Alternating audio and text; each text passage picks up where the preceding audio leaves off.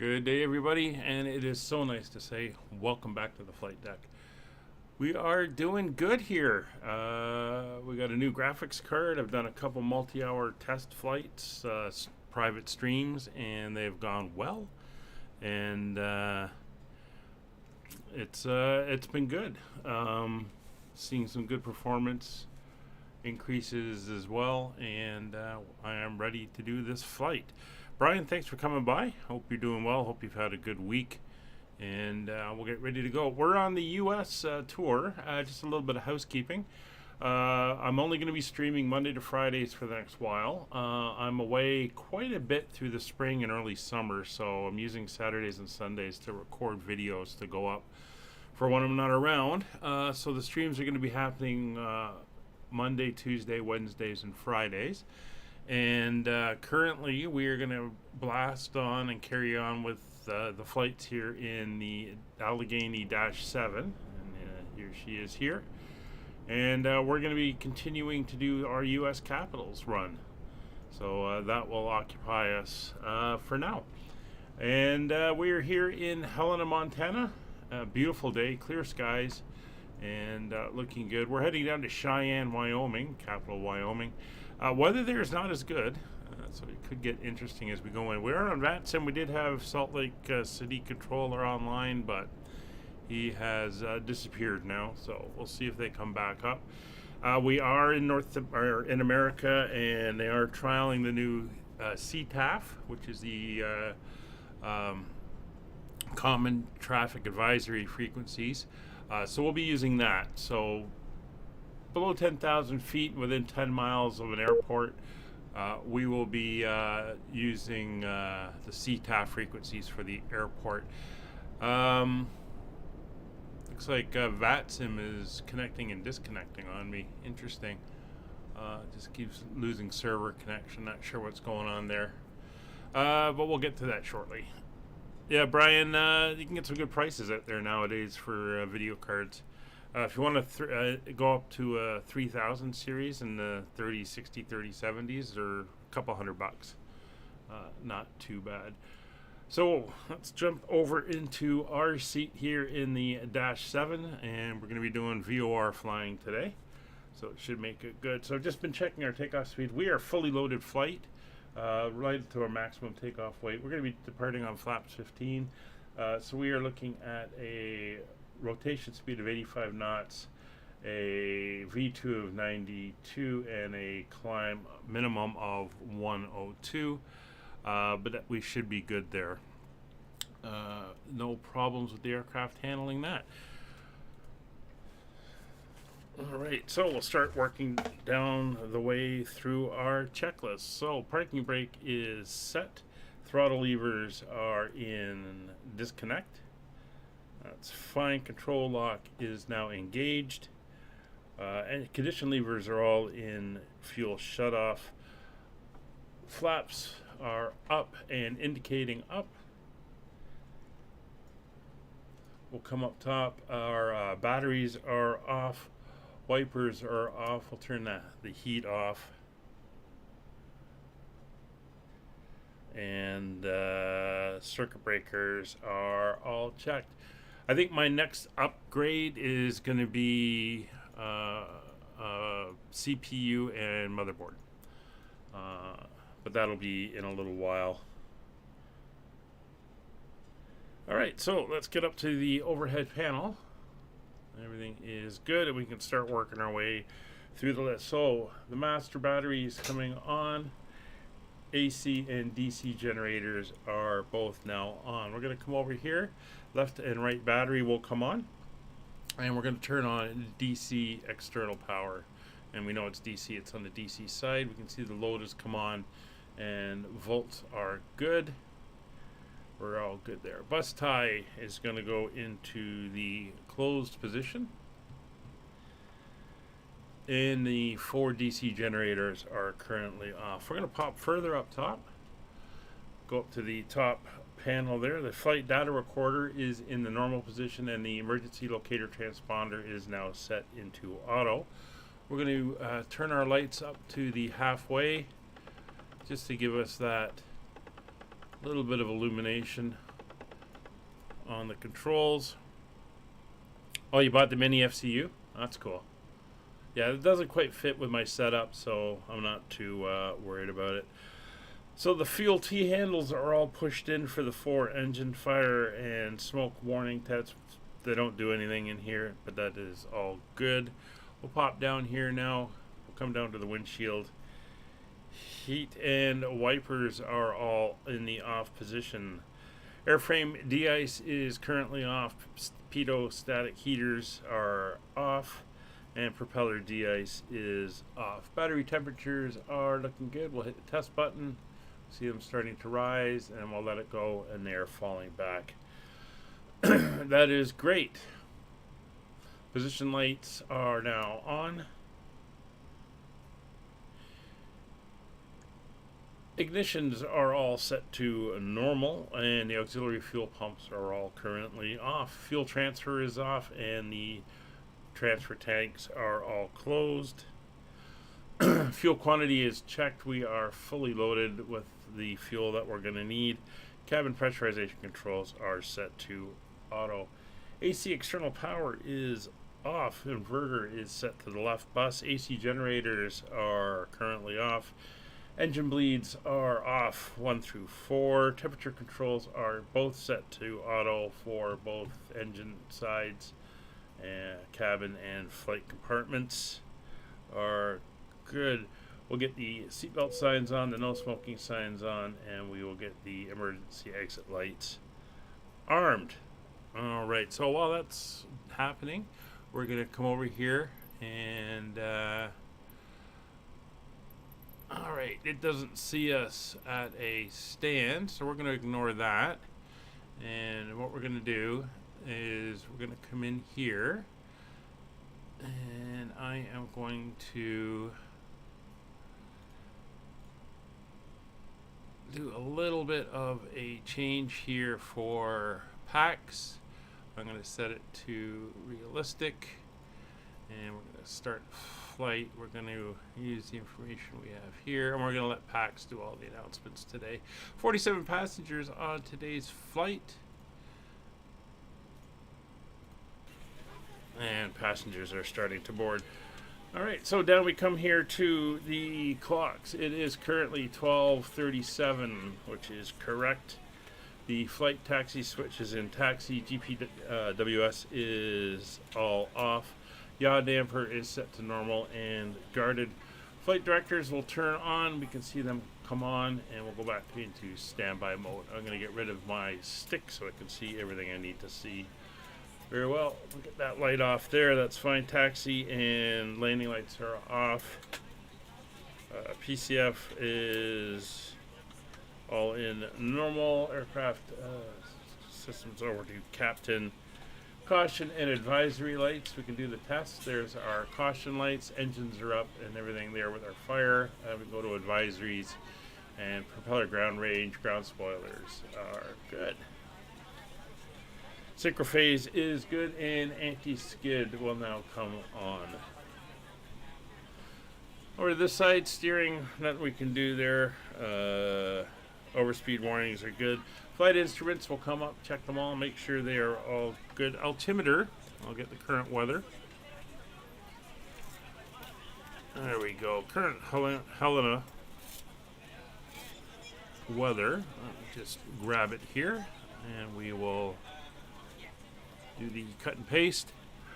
As you can see, winds are 110 at 10. We're going to use runway 9 for departure. 10 miles of visibility. Skies are clear. Temperature is -1 and 3024 on the barrel.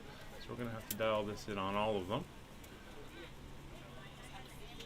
So 3024 is set there. We'll come over here and set up Rogers.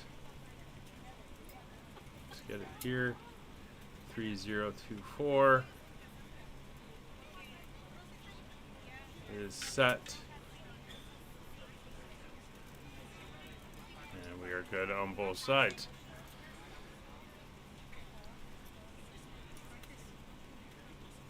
All right.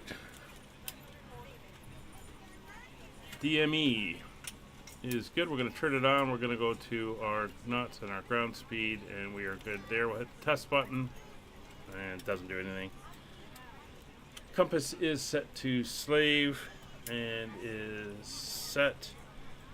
Hydraulic quantities are full, and we have hydraulic pressure in the parking brake, which is holding us where we are right now. Altitude pre-select, we are going up to 17,000 feet for today's flight. So I can connect it back to that sim again. That's fine. Just waiting for this to roll through as we crank our altitude in. There's 17,000 feet. It is now set.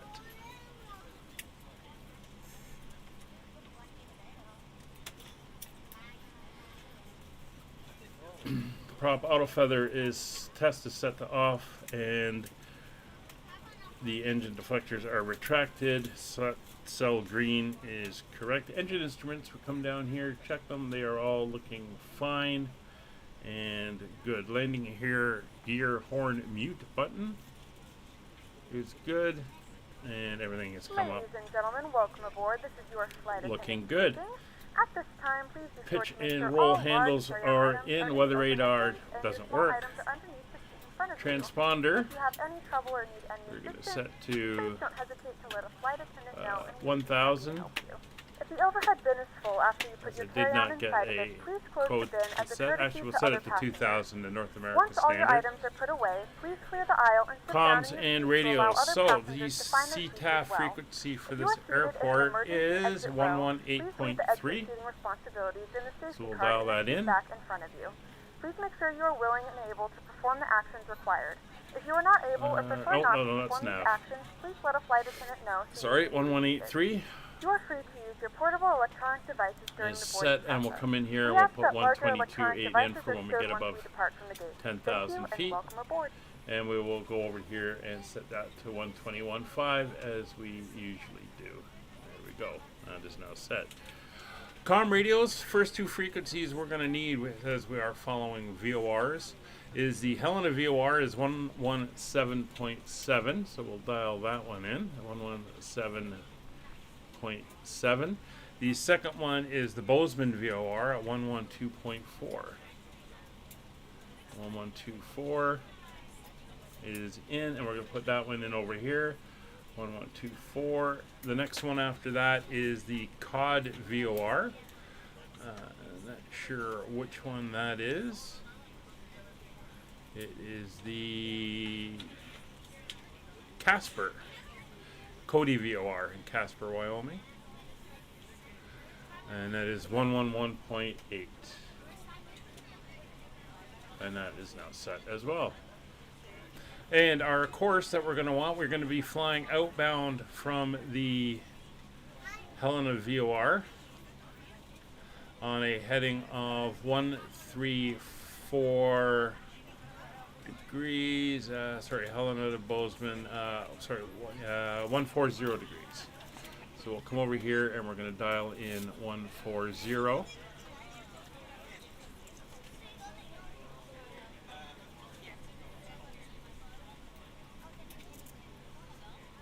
It's already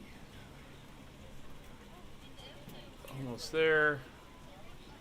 And while we're here, we'll do our heading. We'll come in and set our runway heading of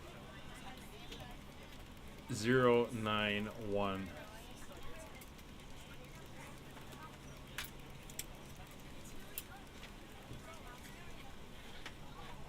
There we go.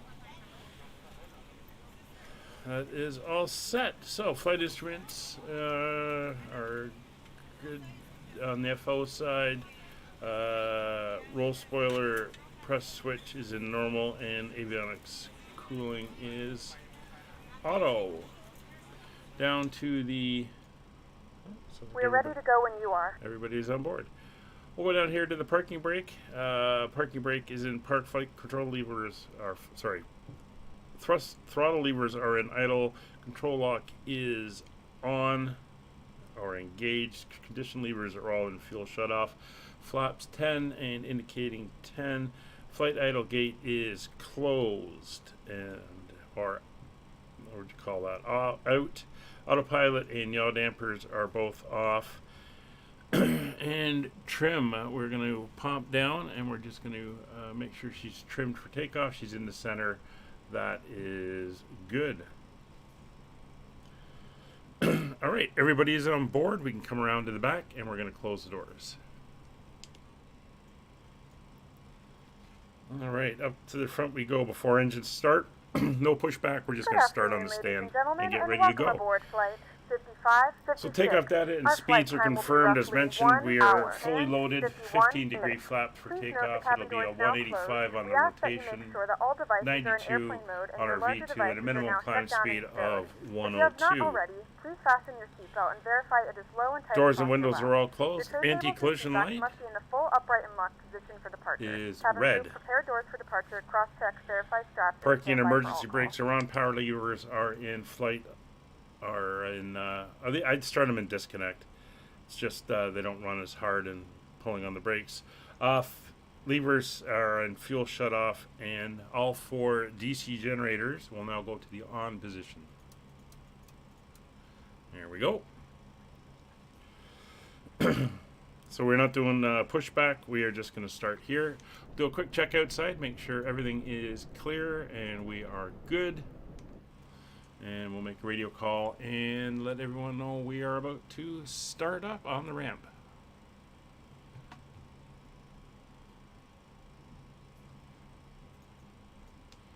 Helena traffic, Allegheny 5556 on the ramp, engine start.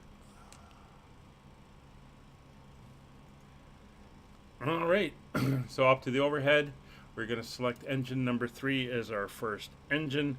Clear 3. Starting engine number 3.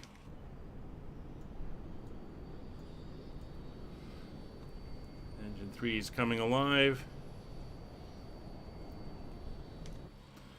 So we're going to watch for, given the way this is done, I have to do this inside.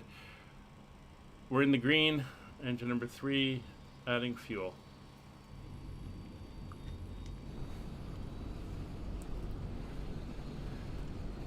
I have my engines bound 1 and 4 and 2 and 3 for both throttles and fuel control.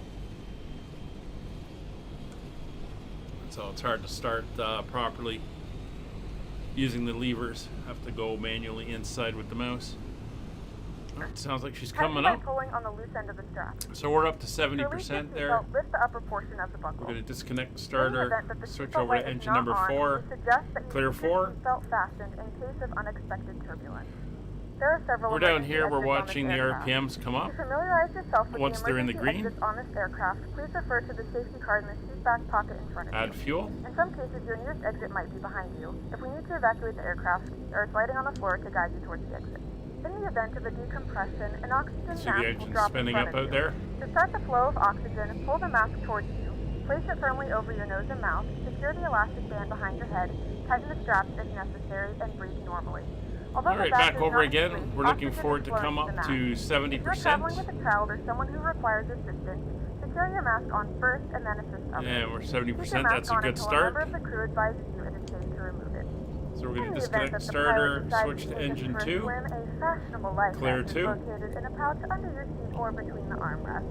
When instructed to do so, open the plastic pouch and remove the vest. Flip it over your head. Wrap the straps around your waist and buckle at the front. Pull the Engine's straps rotating, tight. we're into the To green. replace the vest, pull firmly on the red cord only when exiting the aircraft. If your light Adding fuel.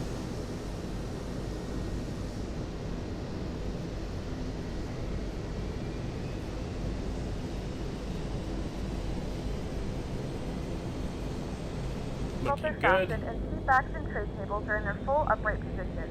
We remind you that this is a non-smoking flight. Tampering with, disabling, or destroying the smoke detectors located And in the there's laboratory is 70%. prohibited by law. All of this Disconnect information starter, and more over to can be found engine in the 1, safety card clear located 1. in the seat back in front of you. We suggest reading this and let us know Start if you have valve is any open. questions. Thank you for flying with us, and we hope you enjoy your flight. Engine's in the green. See her spinning up there.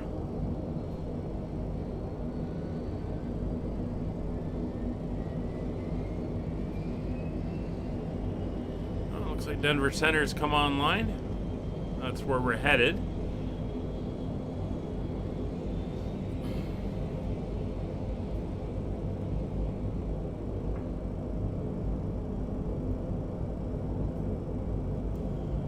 Alright, so that looks like we've got good starts on all 4 engines. So we'll bring the starter out and selector to 0. Alright, after start checklist. So I was checking the parking brake. Parking brake is set, start selector is off, and engine start switch is off. DC power is now disconnected. DC volts and load are looking good. Battery temperatures are checked. AC generators, all 4 are now on. Those temperatures will come down. You can see them dropping now that I've got the AC generators on. The fans have come on. Engine bleeds are going to be set to low. There we go. Come down here, flight directors are now on both sides. PFCS lights are test and normal. That's good. Prop auto feather is set to cell green. Engine intake deflectors are closed. The engine instruments are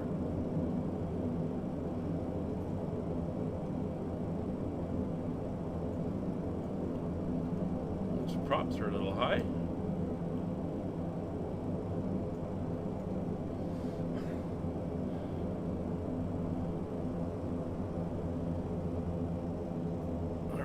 Bring the on the flight idle.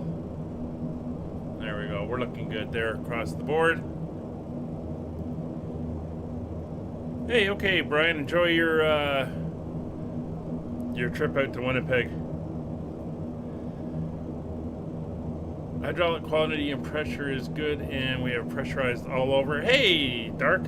Yeah, it's good to finally be back. Everything seems to be working again. Flaps we're going to set for takeoff. That's going to be 15 degrees on the flaps. Flight control, check. We're going to disconnect the control lock.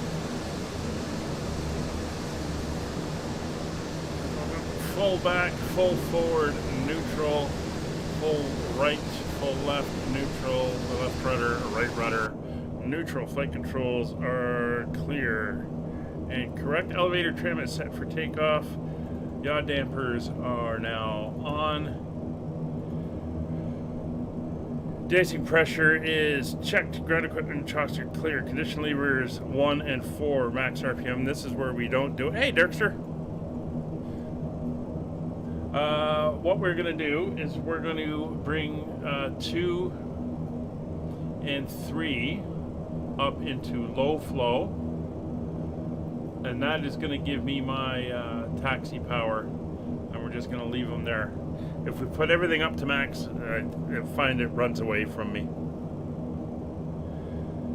Alright, steering is on. We're going to come up top here for the taxi light. Taxi light is now on.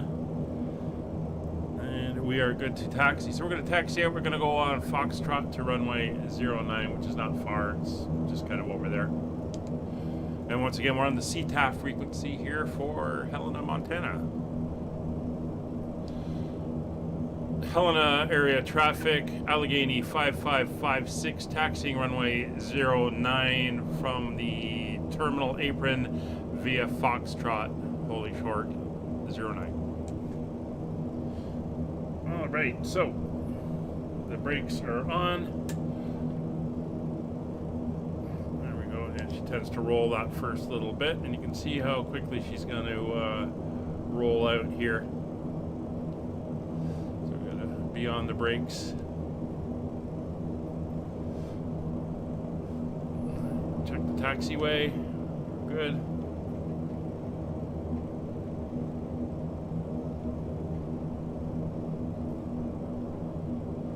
Yeah, it's going to bring those engines back a little bit. Control that taxi.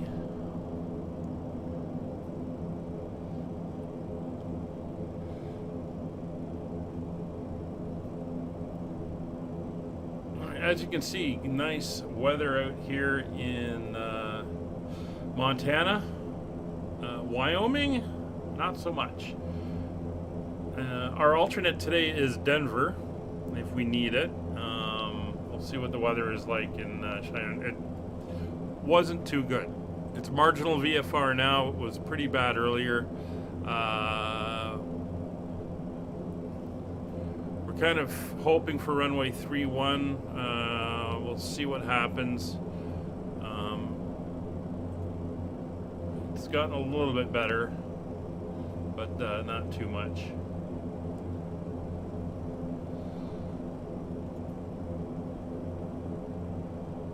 Alright, so we're just going to go around the corner here. 09 hold point is just over here. But on VATSIM I'm not seeing any other traffic, so not too worried about it. Flight time is just under 2 hours, I believe. And we're going up to 17,000 feet. So we're not leaving the VFR airspace, but we are on a VFR flight. And again, we'll be following the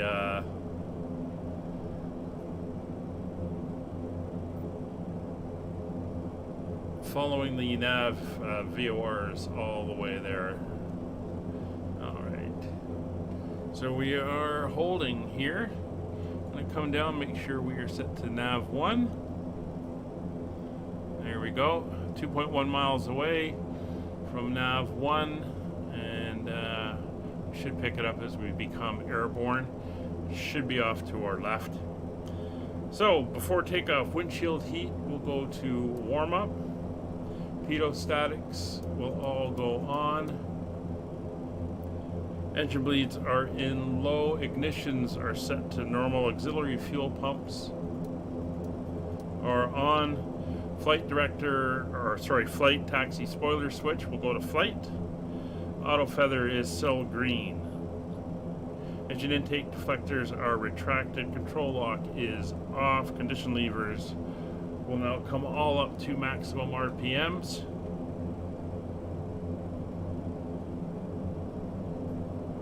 Flaps are set 15. Flight controls are checked. Takeoff trim is set. Cabin lights are good. Caution lights are fine. We're all good there. Transponder we will now turn on. I don't want to do that. I want to do that. Transponder is now on. Weather radar does not work. That's fine. Landing lights will come on. Anti-collision light goes to white. Strobes are on. And we are ready to roll out. Ground spoilers are up because we are low speed, and they deploy at low speed to help us slow down.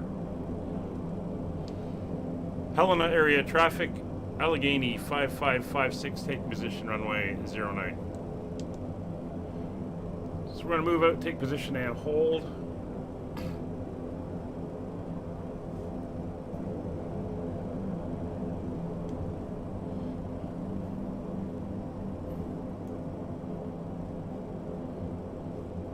And approach path is clear. Just changing my view there on Navigraph so I can see where we're heading.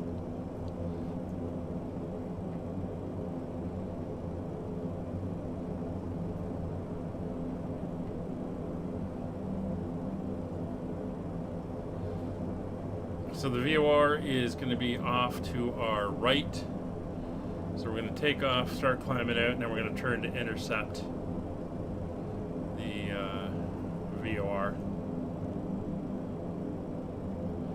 All right. We are basically facing the way we want to go. Actually, the VOR is almost straight ahead. Oh, okay, so we should be able to fly straight ahead and intercept. All right. Looking good. And we're 60 miles out to the Bozeman VOR, which is the next one. Right. So line-up brakes are set. All 4 condition levers are set to idle. Confirm and intake deflectors are set as required. They are retracted. Power levers coming up to 3,200 on the torque. 320.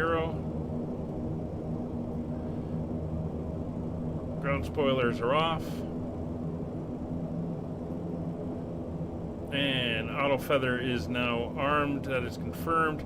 Power coming up to takeoff power, which is 4,800 or whatever we can get. We're at higher altitude here. It's not going to go up to 48. There we go. 44.3 is set. So we're going to release the brakes. We're going to rotate at our rotation speed. As we climb out, we're going to bring our flaps up. Gear will come up, and we're going to try to maintain about 120 knots, 125 knots on the climb.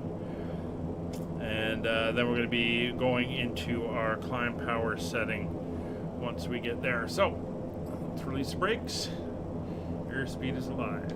Helena area traffic, Allegheny 5556, rolling runway 09, departure to the southeast.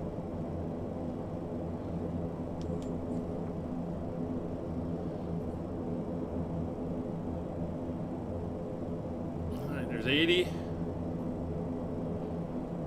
There's 90. Adding in some back pressure.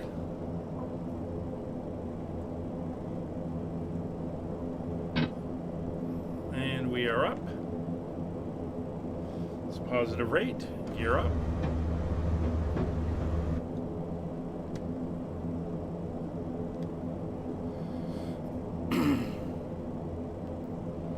Hi, Chris. No, it doesn't really. It'll do a little skip at takeoff.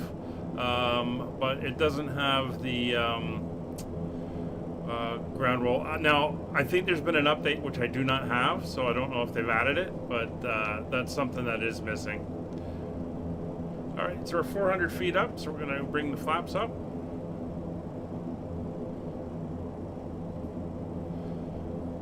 As we continue to climb out. Alright, and there's the VOR, so we're going to turn. Actually, what I'm going to do is I'm going to come down. I'm going to put the autopilot on. We're going to go into heading mode, airspeed, and I'm going to use the heading to bring us around for an intercept on the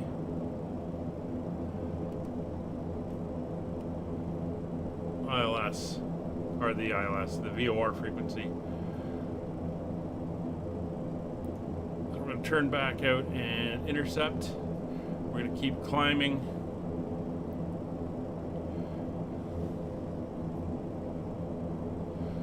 Alright, so now we're going to set our climb power. So we're going to reduce our RPMs down to 107. As close to 107 as we can get them, as they do tend to bounce around a little bit.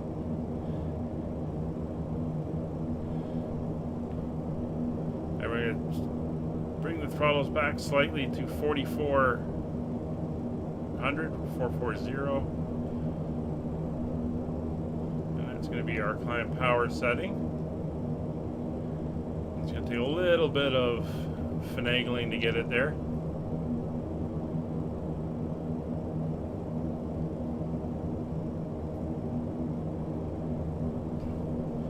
Ballpark it as close enough. All right. And now what I'm going to do is I'm going to come off of IAS, and we're going to bring that speed down to about 150 for our intermediate climb. So I'm just going to nose down, let the speed build up.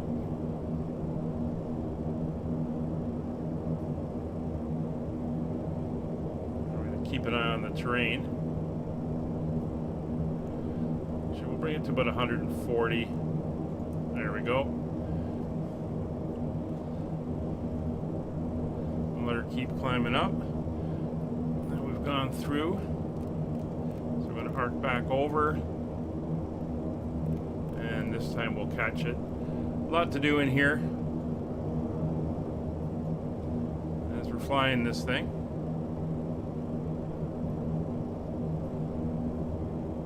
And as soon as we see movement, we'll go into nav mode. Let's turn on the VORs. There we go.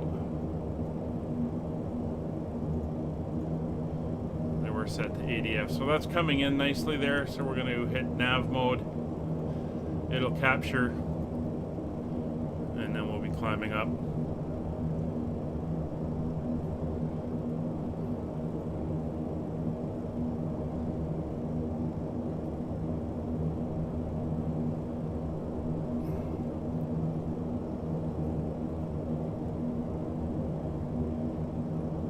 Keep an eye on the terrain.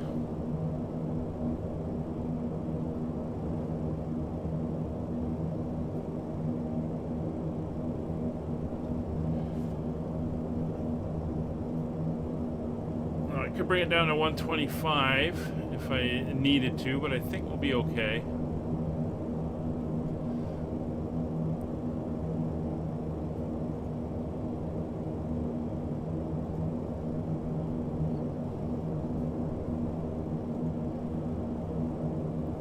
Getting ourselves settled here on the VOR and trying to deal with the wind coming off of the hills here.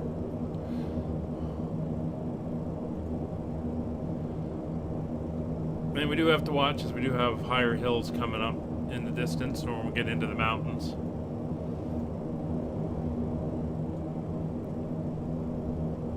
But we're basically going to hold this up through till our cruise at 17,000 feet.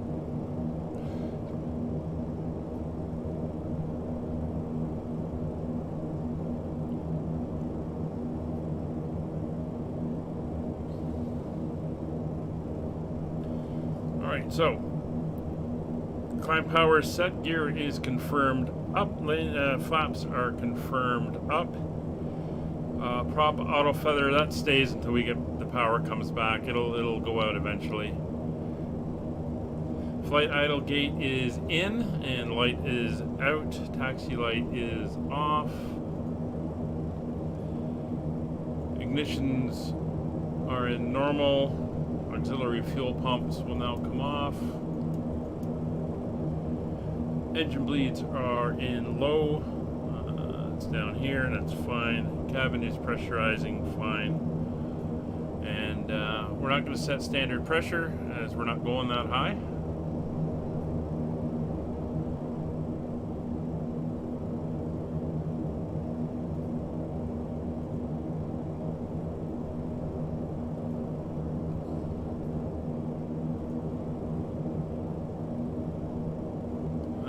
We're coming up for 10,000 feet.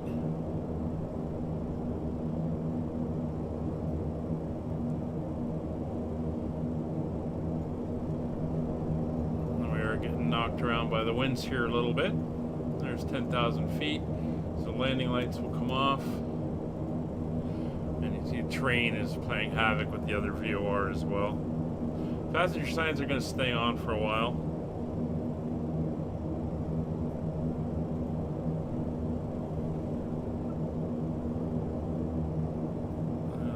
Should be at 440. We're losing a little bit as we climb, so we'll push them up. Ladies and gentlemen, we have now passed 10,000 feet. You may now turn on your larger portable electronic devices. This is also a reminder to please keep your seatbelt fastened while you're seated and do not congregate in the galleys or near the lavatories. Alright, if we come down here, we can switch over and see, there's our nav 2. So we're going to switch our frequency over. And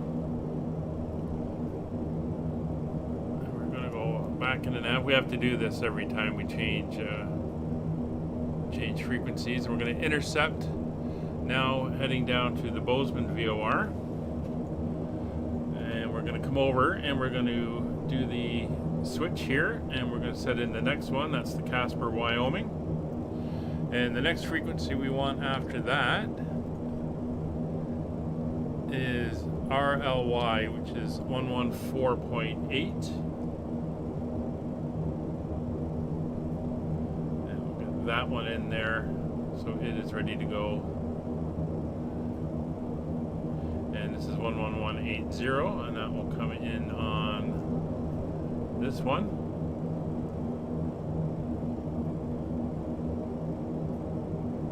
There we go, and that is now into standby as well. Although we're not picking that one up yet.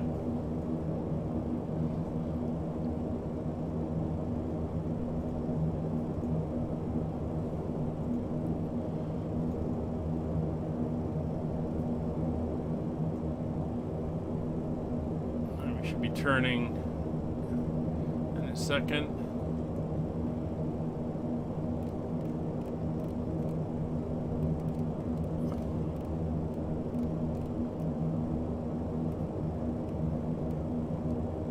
To line up.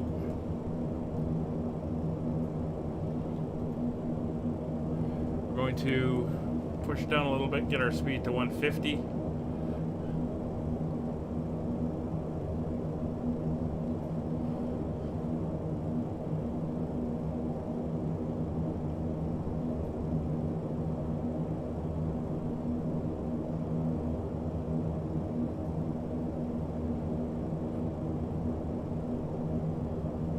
And 150.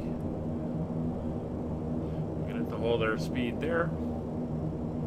And we're going to go altitude select, so it'll capture at 17,000 feet.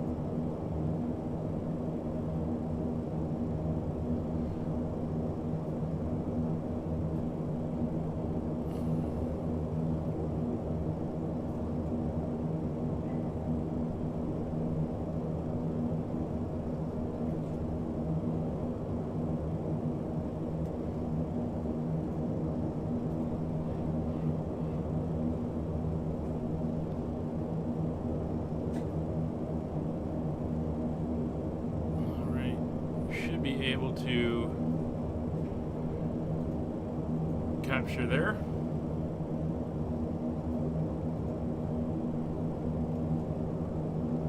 There we go. And we're now heading down towards the Bozeman VOR. 13,000 feet.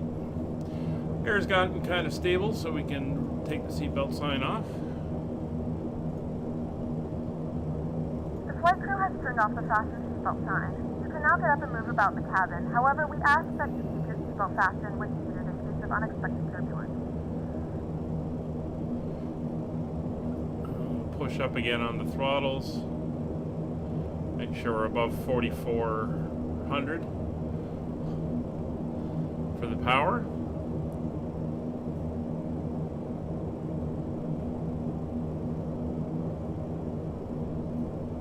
So now we're just climbing up to settle into the cruise, and once we're in cruise, we'll set cruise power, and we're going to base that on fuel burn for the engines. And we want an intermediate cruise. We're not going long range here, so we're going to set our burn rate at 17,000 feet to 360 pounds per hour per engine.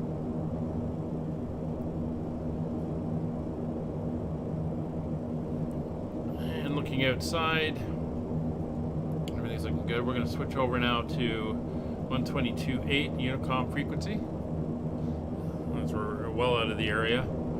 Some nice views for the passengers, seeing the hills here in Montana. You can see these snow peaks a little bit further off in the distance there.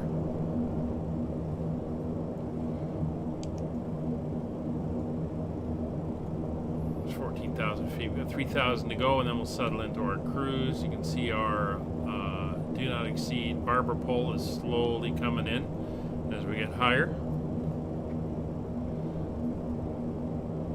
And we're climbing at about 600 feet per minute right now.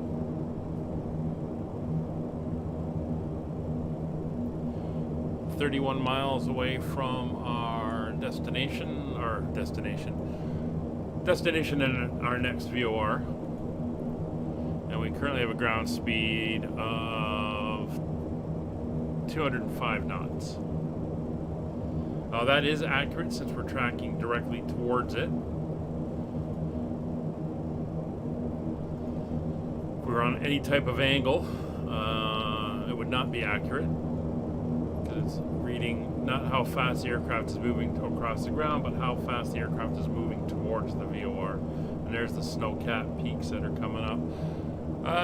We got 14.7, 14.8 is our minimum safe altitudes. So we're just coming up to that now. Still got a little bit further to go as we climb up.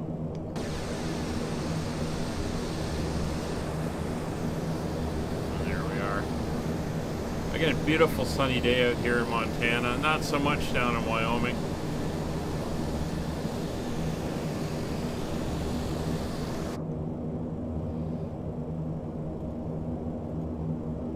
It's 2,000 to go.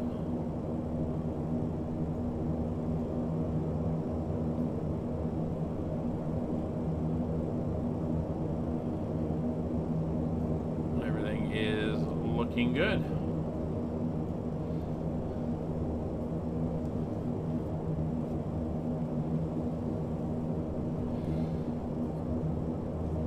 So I don't even think we're halfway in this series yet as we visit all the capitals.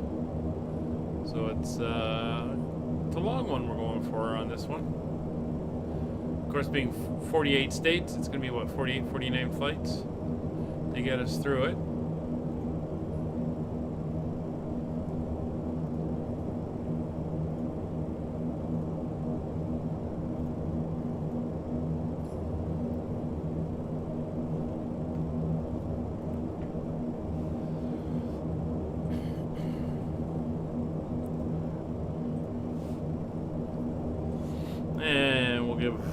Denver Center, we're going to be tuning in him. He's 127,650.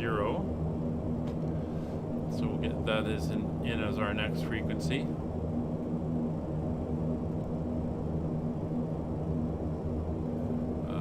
No, that's not what I want.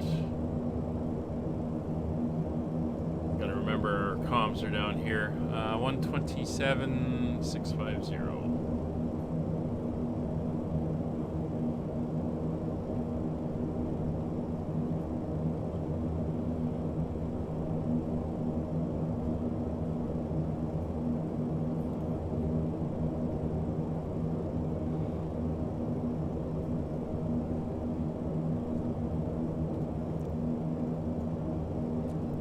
Sixteen 1,000 to go. We're down to about 500 feet per minute.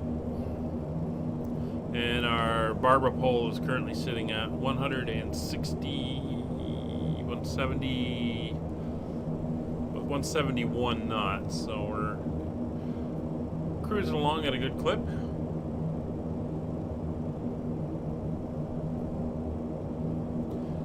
Now the next VOR is 116 miles away. That is the Cody VOR.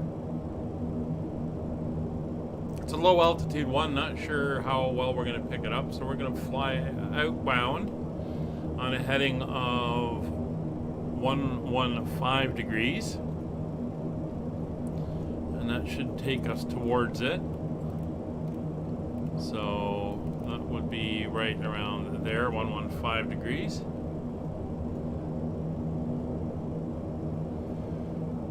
And when we get a little bit closer, down to about 4 or 5 miles, we'll dial that in. Actually, what we'll do is we will use this to lock in our heading, and then we'll switch over and let it recapture on the outbound.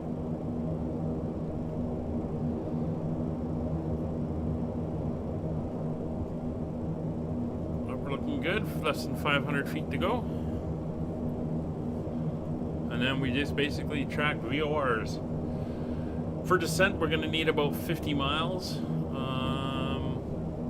If we look at the elevation at the airport, it's 6,000 feet. So we're actually going down only about 11,000. There's our capture, 11,000 feet. So, well, let's call it 45 miles to get down. So that's going to be sometime after our last VOR as we head downwards, but it looks like we're going to be in weather doing that. We may have to go for vectors for the arrival. see as we get closer. So there we are, starting to level, coming up for 17,000 feet.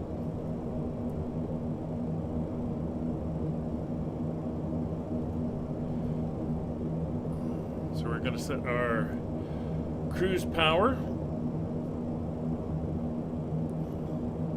So the RPMs, engine RPMs, we're going to reduce down to 107. Make sure that that's roughly where they are.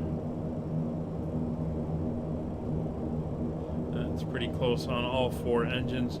We're going to reduce the power to 3,500.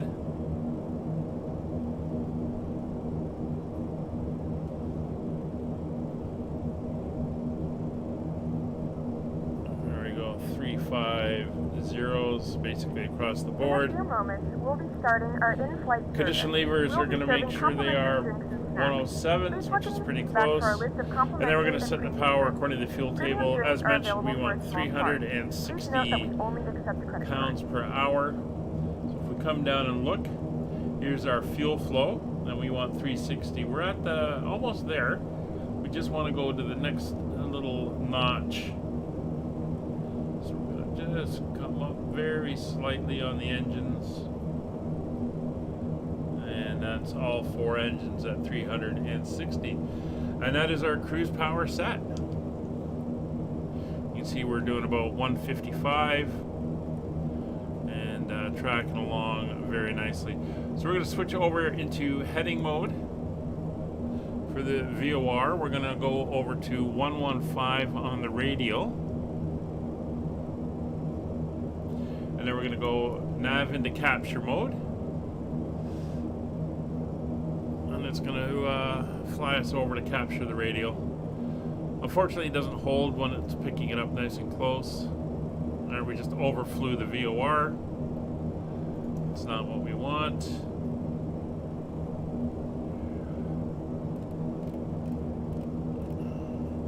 Because we end up doing this type of thing.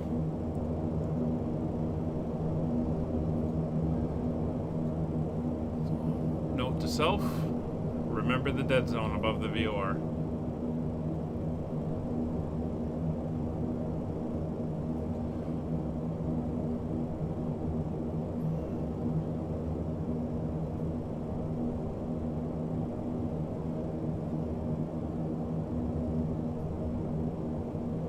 There we go. We'll just come in on a shallow intercept. You can see the indicators pointing towards the VOR behind us. And we're not picking up VOR2 because the second needle is still north to south on the dial.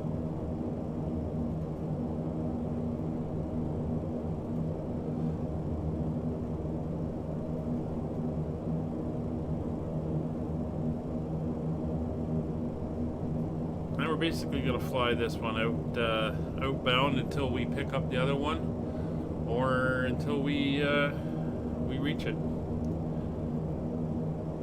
So we'll leave that dialed in as it is, since we don't have the other one coming in. So it's going to be an interesting arrival. There's only one ILS at the airport we're flying into, and the winds are kind of against it. So we may be trying to do a visual with a low ceiling, vector down out of the clouds, and then we'll see. It looks like the clouds are starting to move off down low.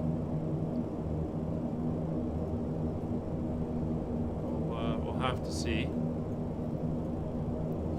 There we go. Go into nav mode, let it capture.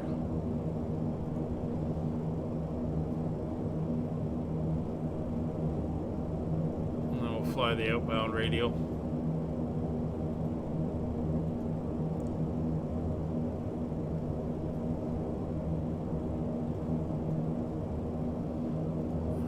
To the snowy peaks.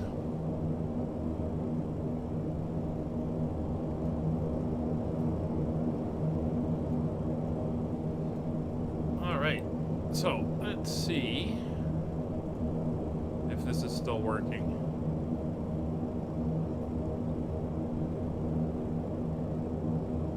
Ooh, they've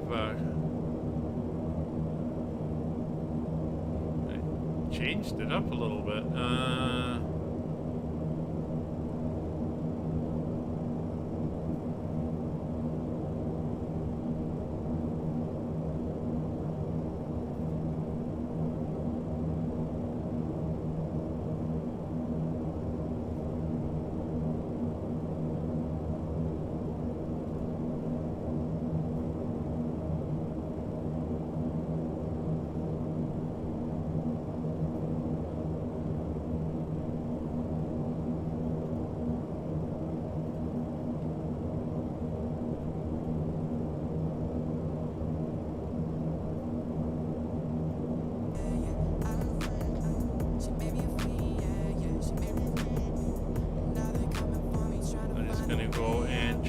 see what the volume is like.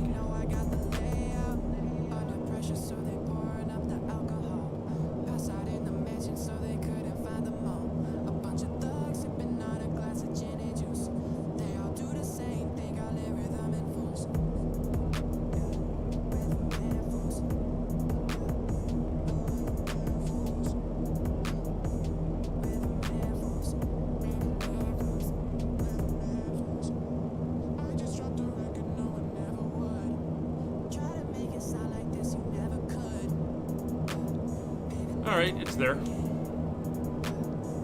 little bit of music going in the background as we cruise along here.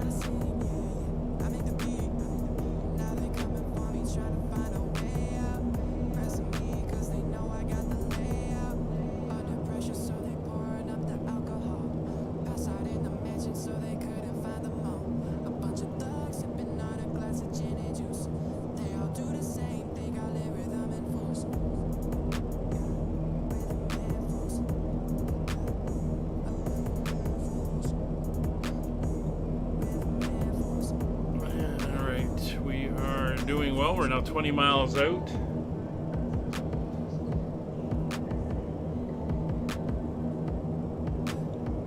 From Bozeman.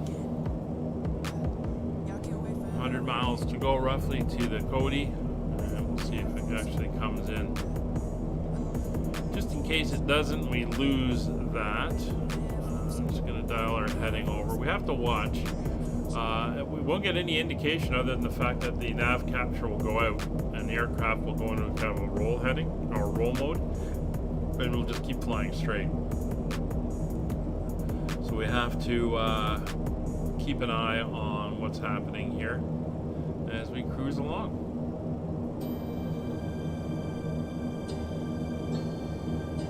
And the skies are pretty clear so far.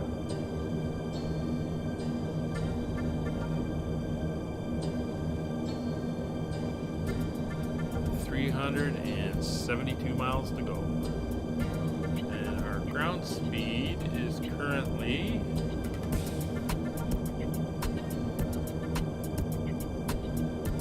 222. So, hour and a half.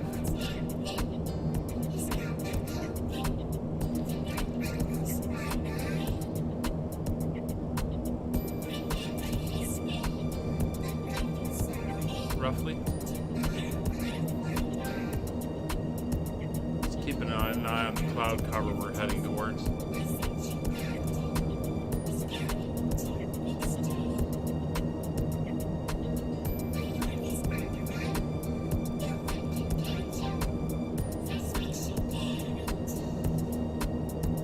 So as mentioned, this series is going to take us to every state capital.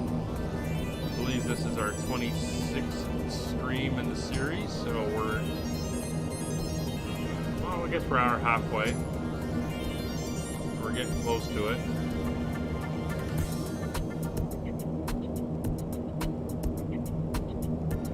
We'll take a look,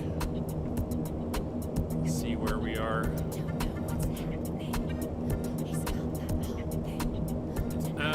This is 25. So yeah, we're just about the halfway point. So we came down through New England, down across the northern area, and through Michigan, Ohio, and all that type of stuff. Now we're kind of moving out to the western states, which are bigger. It's going to take a lot longer to get anywhere. We're basically cutting back southeast to the capital, Wyoming, and then we're going to be heading westwards once again.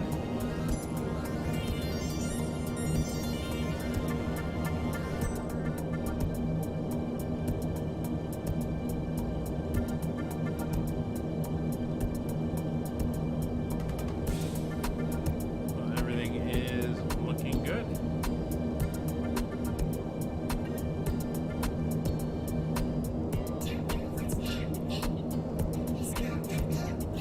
Keeping an eye on Denver, see how long they stay up.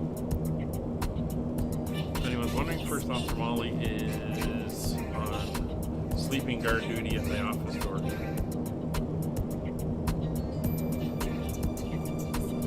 Fuel check. Fuel's looking good. Engines 2 and 3 burn the most, followed by 4 and M1 burns the least. Just kind of interesting. I'm not sure why they do it that way, but it's just the way it is. I know Kevin has said he doesn't get that.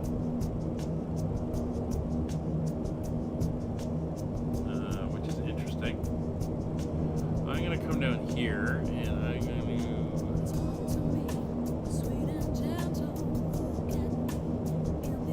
make sure you're on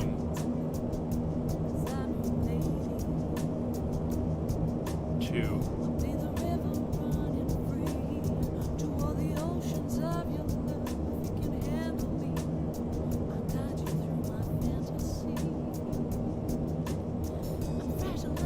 See why we needed the altitude. We're now over the area where we need a minimum of 14.8, almost 15,000 feet. Come over the top of the mountains. So we're going to fly out to the end of this range here, and then there's a gap between here and the next one, but we're going to be turning down through that gap and then flying out of the mountain area down towards Cheyenne. It's,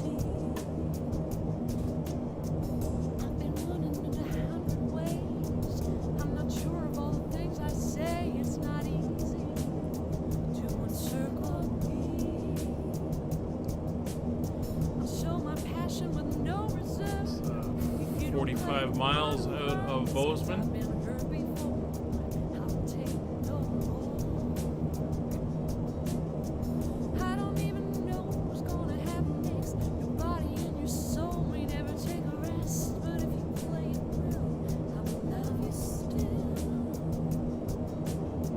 Which is the one after Cody, is another low altitude one, so we'll see how well we do picking them up.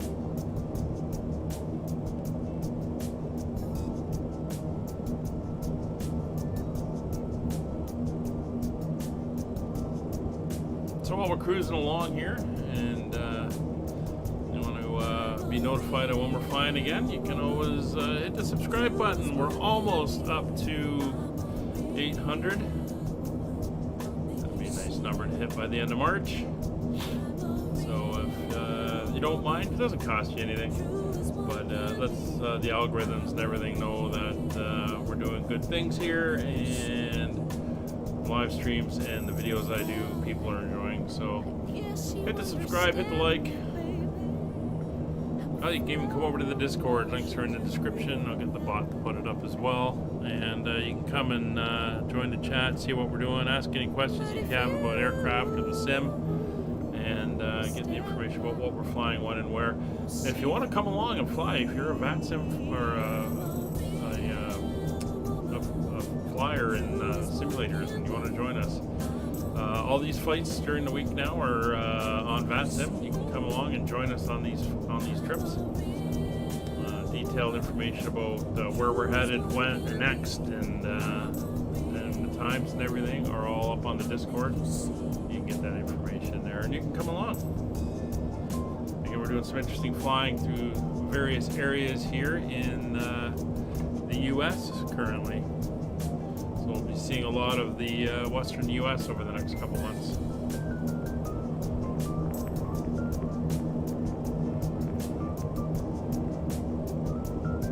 As mentioned, we are strictly doing this series at the moment, changing up the way we do things so that we're consistent in an aircraft. So we're going to run this series through on weeknights, 4 streams a week, and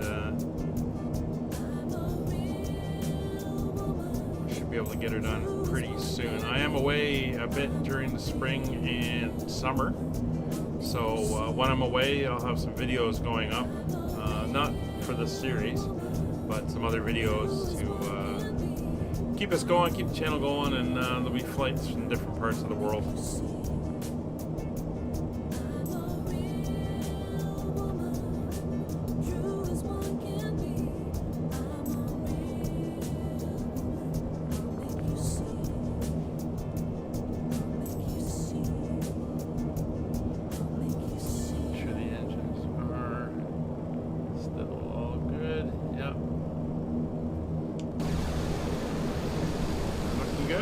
took off fully loaded at our maximum takeoff weight.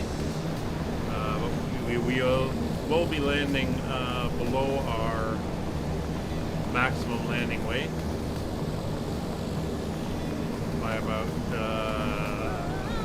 650 kilograms, so we'll be good coming into our destination.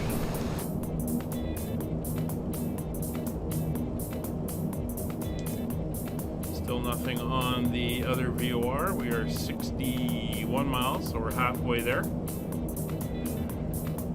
Right about now is when you'd switch over, you know, halfway between VORs, you'd flip over to the next one and track inbound on it, but we can't do that as we're not picking it up. We may run into issues with these mountains blocking the signal.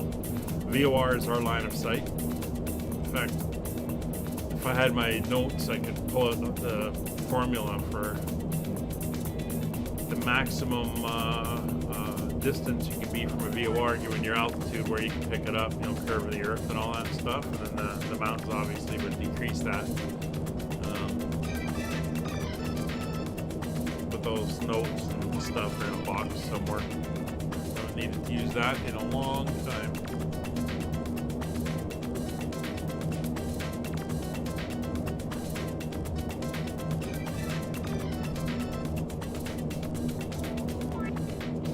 The VOR, we're still tracking outbound.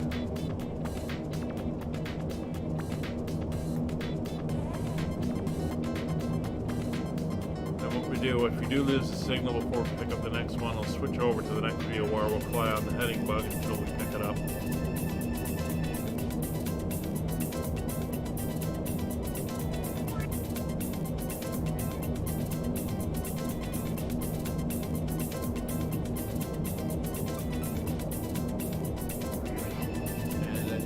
The end of the range there, and that gap between these mountains and those.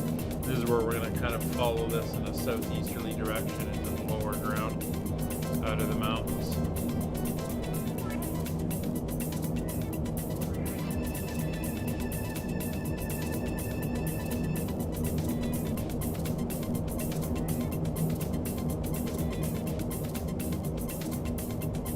I wonder if I can get something from the cabin crew.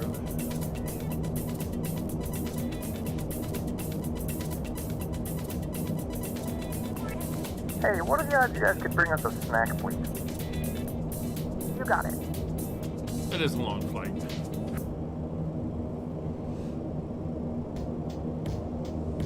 So yeah, I do have to go and get the updated version of this aircraft. I'll do that this weekend. So Monday we'll have the most recent release of it. And it should be working fine.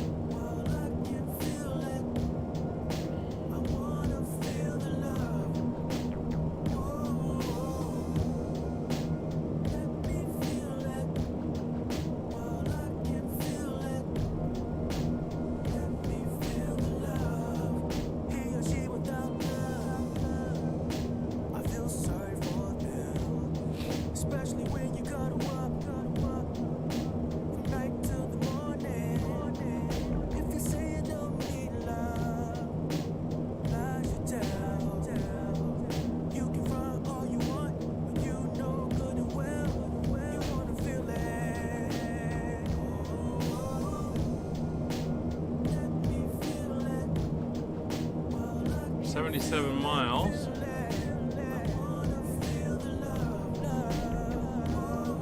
Surprised we're still getting the Bozeman VOR.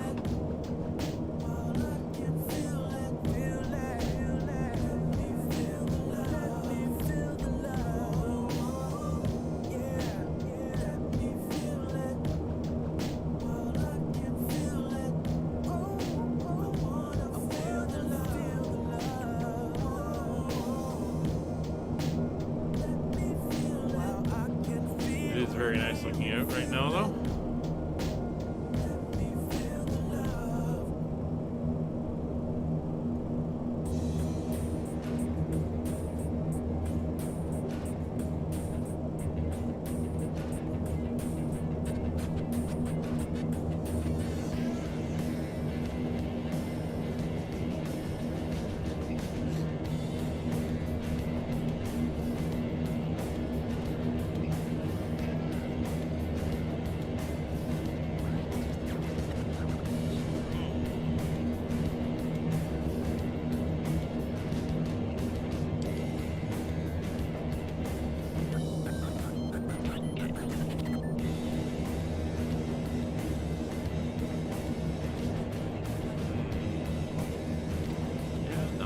further.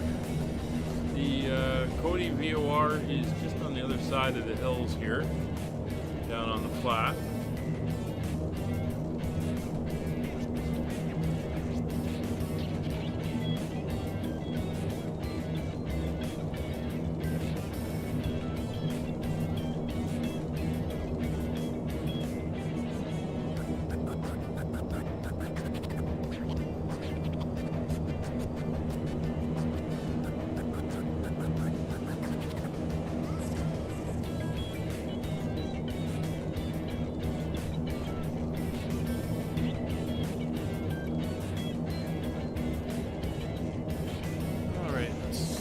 Over to, yeah, it's a 1.5. I don't have. Seems to be on the plan. Observe climb performance. Yeah, maybe. Well, hopefully they do a quick fix to that. They've been pretty good at releasing versions that are fixes, especially for kind of severe issues, so that would be a severe issue in my estimation. Oh, we picked up the VOR. Very good. So we're going to come down now. We're going to go over into heading. We're going to come over. We're going to switch over to the other VOR, the 118 VOR. We're going to go back into nav mode, let the aircraft head towards it, and we'll tune in the next frequency. So the next frequency is going to be, let me get up here where I can see, 1148.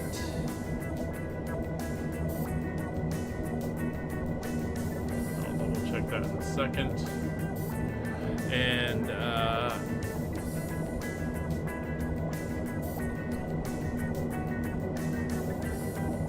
yeah, 1148, and after 1148 is 11685. 11685. Alright, so we're going up to intercept. We were slightly off. That's fine. We'll go up and intercept the line. You can see pointing towards the VOR there.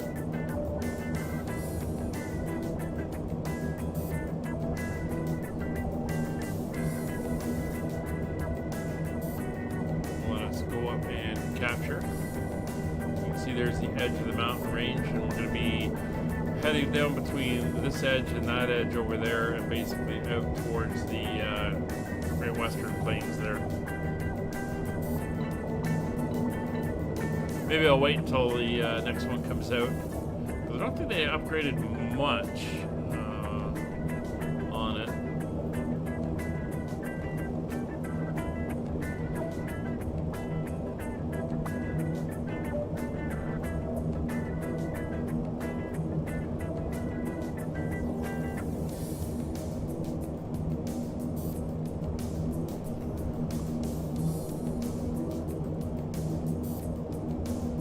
So as I come out of the mountains,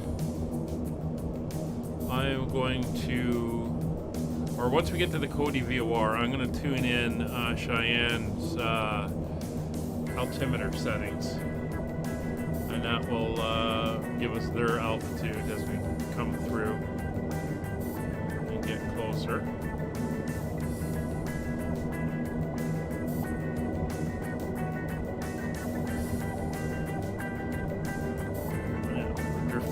Slightly south of the path, that's fine.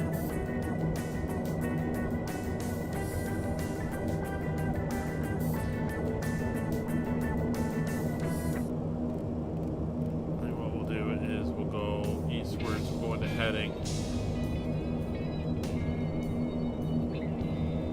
We'll come in at a little less severe angle. Oh, that's gorgeous.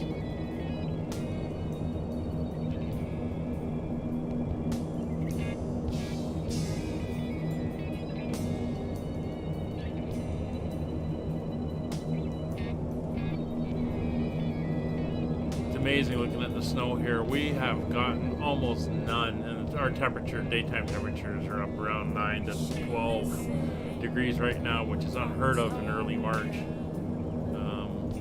It's ridiculous actually. So it would be it's interesting seeing the snow out here. I think we have had snow for 3 days this winter.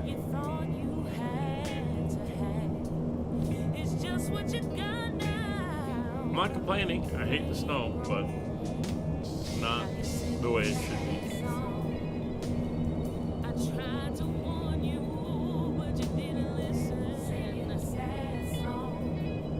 Just gonna let that bar get a little bit closer before I turn nav on again.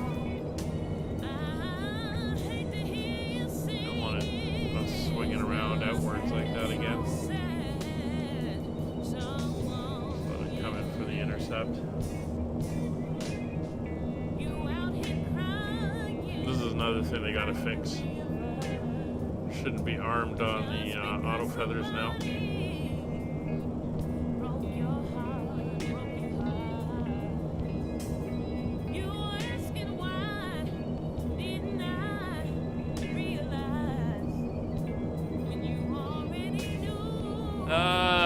The ATR is nice. I mean, it's got its issues as well.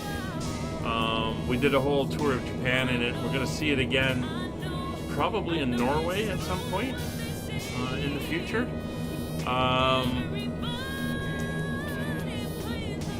I enjoy the DC6, the PMDG DC6. In fact, we've got a series coming up later this year that's going to have us flying the DC6. Actually, 2 series I've got lined up. It's a good one to fly. I do like that aircraft as well. Alright, just go nav mode here. Let it capture. So that's a good one. You can, and it gives you the option. You can. We flew it. We did an around the world trip in the DC6, flying it old school with the VORs. The next series I'm going to be doing, we're going to be doing a little bit more modern, and it's going to have a GPS in it. It's like an old aircraft modernized for modern use, but still, it's going to be a lot of, still going to be VOR to VOR flying, so it could be a lot of fun that way. But I do like the DC6.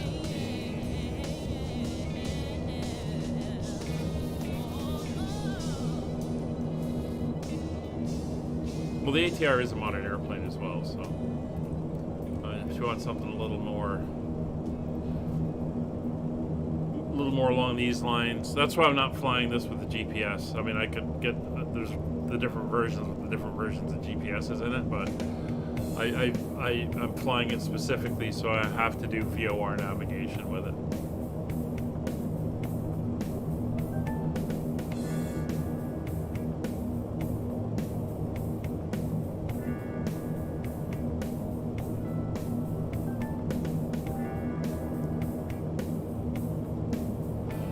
All right, we're 20 miles out.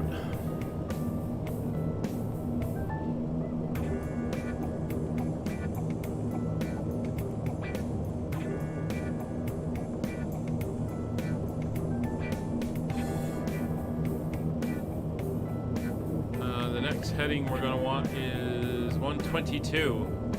That's going to take us down to the what was the name of it? It's the Romeo Lima Yankee, but it's the Warland VOR. Another low altitude one, so we might be 25-30 miles out before we get there, which is not bad because it's 60 miles away, so we should hit the limits on the ranges of both of them and be able to switch over. Anyway, we're now coming out of the mountains here, so we're going to switch over to Cheyenne. Hey, Mike. Thanks for dropping by and joining us on today's flight. So the weather currently down, it's gotten better.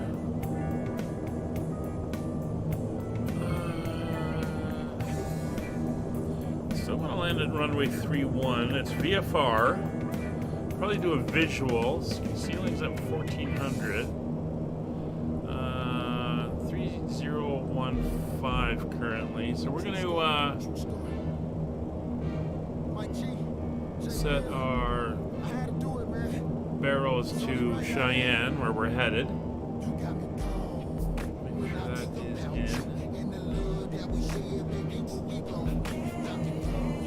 6, 4. That's good. We'll let the aircraft do its thing.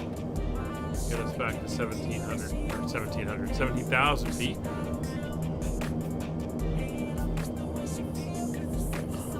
10 miles, 11 miles out from the Cody VOR as we leave the mountains. Which way are they? Leave the mountains behind. And as mentioned, we're going to be working our way kind of this way, out down between the two ranges here as we head down towards, basically towards Colorado and Denver, but we're landing down in Cheyenne, the capital of Wyoming, which is just on the southern border between Wyoming and Colorado.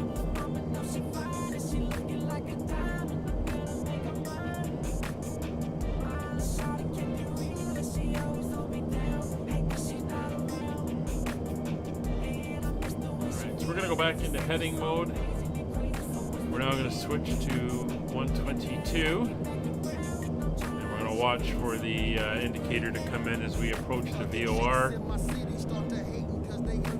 We'll switch over. See our ground speed's down to 207. Not bad. Anything over 200 we're actually doing pretty decently. And we do have that tailwind blowing on us right now. So after the Orland VOR, we're going to be heading into Denver Center's airspace.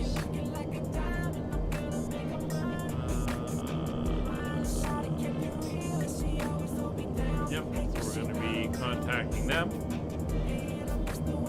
in a little while.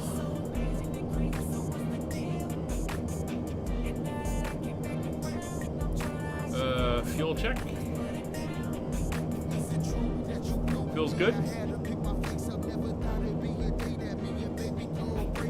Looking very good. 281 nautical miles to go. Of course, that's a straight line from where we are. We're doing a little bit of a wiggle as we head downward between VORs. And that's the thing, is finding VORs on some of these routes kind of take you a little bit far outside of your path as you try to find where you're headed. But you can usually get them somewhere there. Alright, so we're 2 miles away. We should be coming up to the path here. We'll lose the VOR in a second. You can see we're starting to get the swing. There we go. He's gone dead. Off in that direction. We'll pick it up on the other side. Should be reasonably close. There it is there. And we'll go nav. And we'll pick it up on the outbound. And now we're waiting for our nav 2 to come in. And that will be the Riley VOR.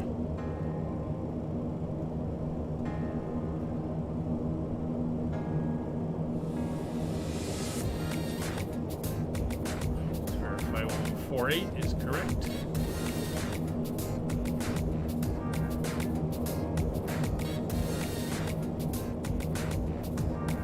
Everything is looking nice. There's the flatter area we're heading out to.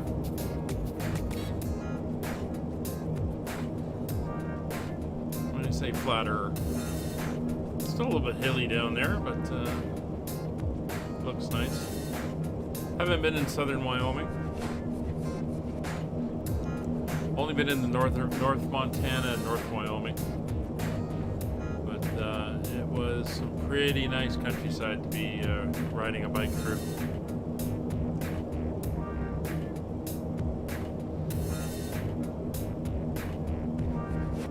We're doing 200 knots. We have 273 to go, so an hour and 20 minutes or so.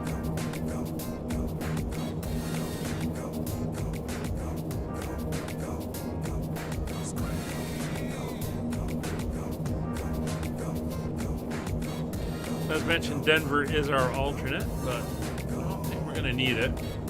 Weather seems to be clearing a bit around Cheyenne, where we're headed. The precipitation has moved off to the east, and I think the clouds are coming up a little bit. I'll leave my cloud cover on so I get a sense of what's around. Yeah, that's definitely changing for the better. Oh, we can start to see the clouds in the distance. There on the horizon. There's a system moving through there.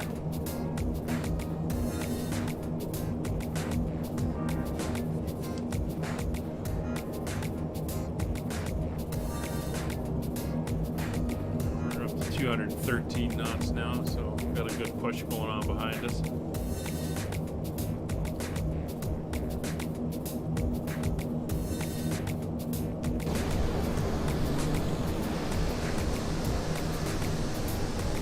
Too much traffic around us. We get a little bit more in towards Denver, but that's south of where we're headed. There was a aircraft that took off out of Cheyenne. Little Embraer 145, I believe. Beautiful afternoon out here.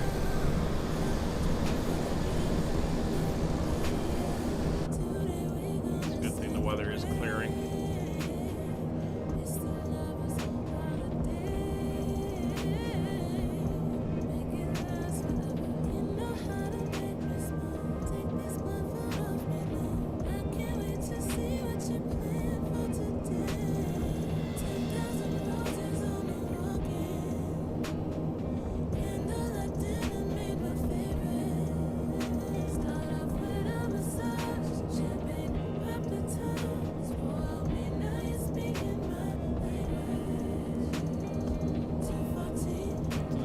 Is being provided by Streamlabs. Not sure what's playing right now. I'm in the R&B section, so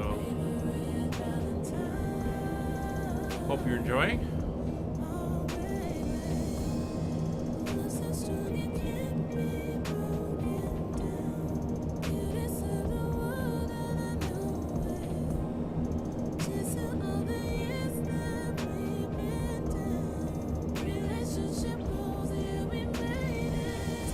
Total distance for today's flight was, or is, 470 nautical miles. That's kind of pushing it in this thing. We were loaded fully up, 47 passengers, no cargo because we couldn't take any, and we departed at our maximum takeoff weight. So these legs are kind of getting us out to the limits of what the aircraft can do. In regards to, obviously, if we were completely empty of passengers and cargo, we'd go a lot farther. There's the VORs come in on the other side, picking up the Moreland VOR, so we're going to switch over. We will go into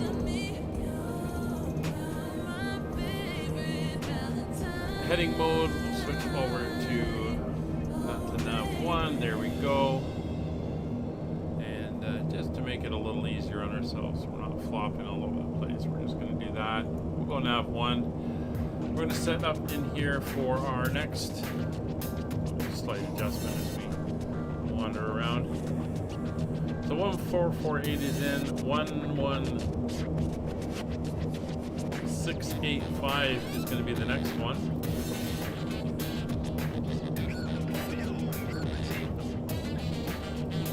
And 11685 is the Mike Bravo Whiskey or Medicine Bow VOR. Again, it's a low power, low frequency, so we might lose in between.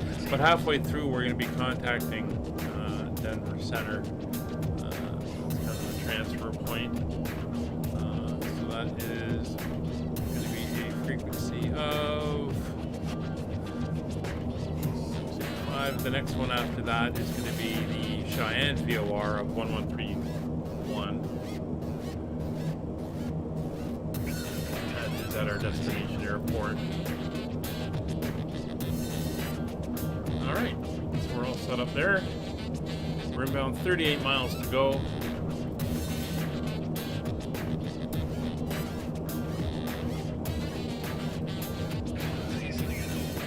Heading towards our next VOR. 685, that's all set.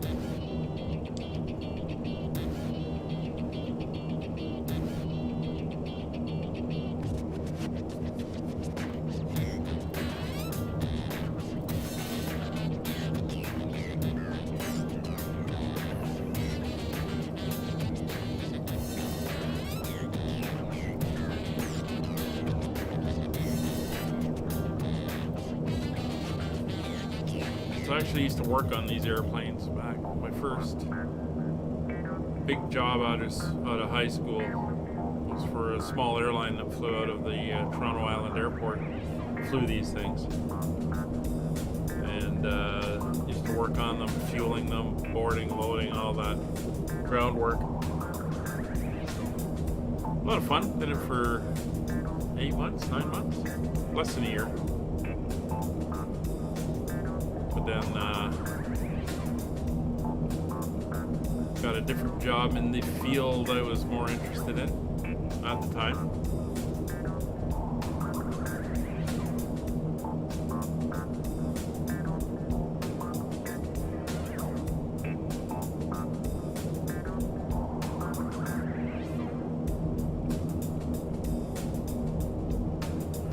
We're a little off on these engines here. That's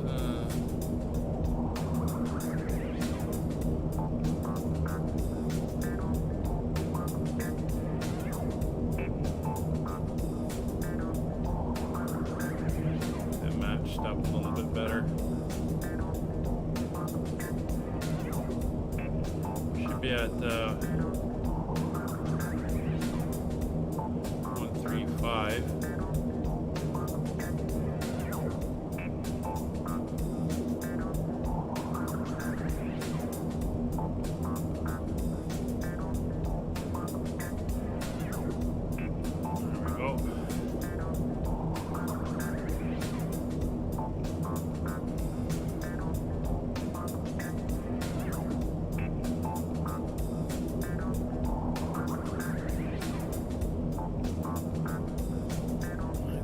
Halfway to the next VOR.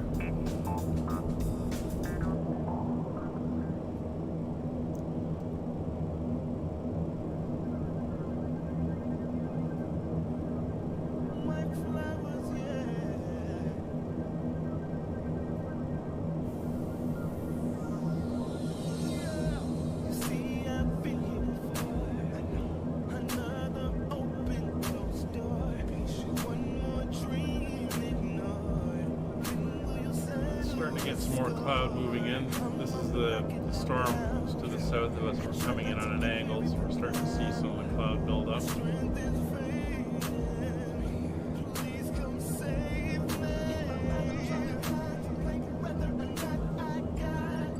We're looking good.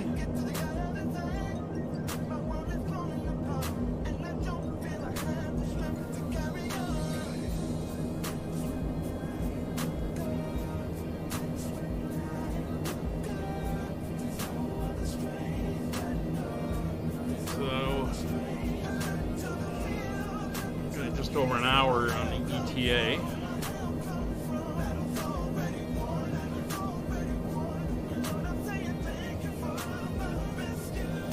Should be able to do the visual on runway 31, hopefully. Once it changed again. Ceiling, oh yeah, clouds are breaking up nicely. Yeah, it's too much of a crosswind. 3-1 would be good.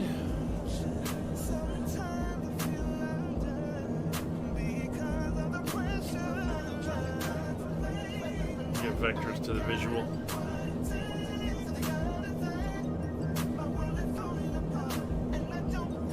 Everybody in the back is nice and satisfied.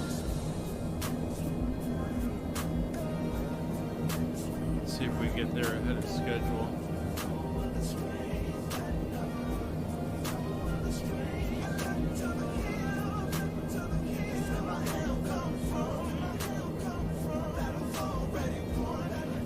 From the flight deck, this is your captain speaking. We hope you're enjoying your flight. We're making good progress here, and we're doing our best to get you in on time.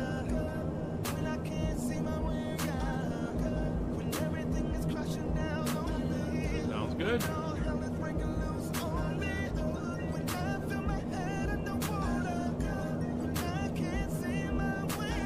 What? Crazy woman VOR off my lap.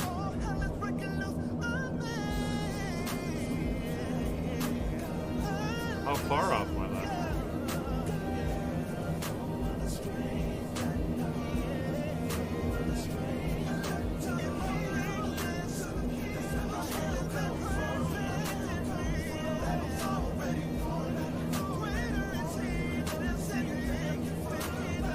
Looking at some of the VORs, I can see it this way.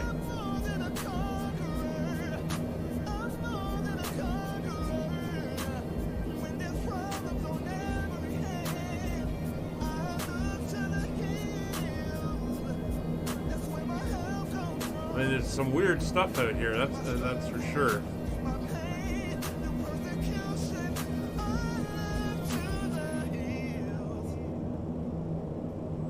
Oh, there it is.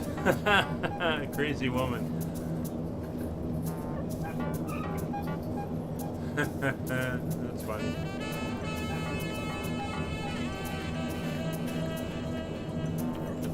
I like that.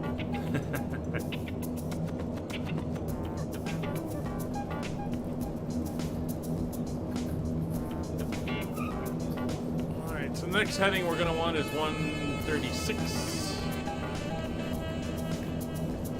So we're going to go into, let's get this lined up. Heading mode, 136.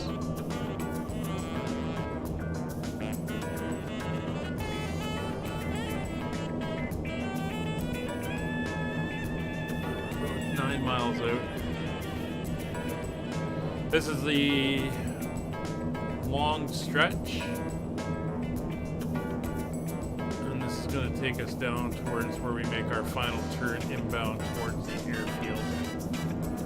Still got a little bit to go after that, but we're just doing our descent prep once we make the turn at the Nvidia Medicine Bow, I think it is, VOR, which is in Colorado.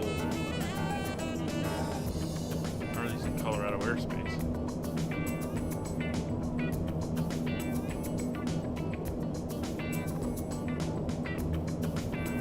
Let's turn a little bit more towards the VOR.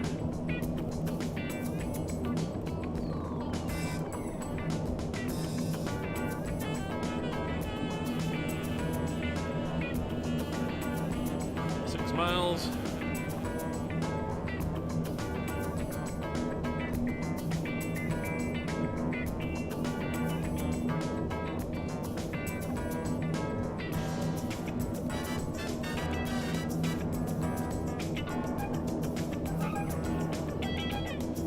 Officer Molly is woken up. She's looking at me.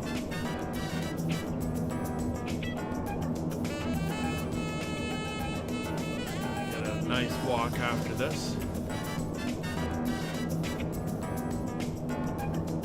All right, 3.5 miles to go.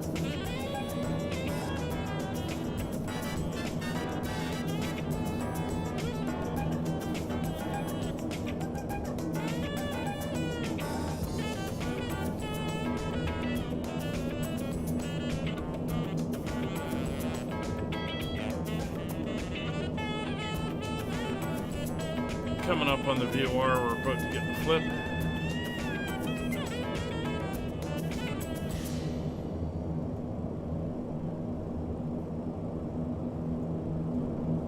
It's down here somewhere, we're going past it, slightly to the south.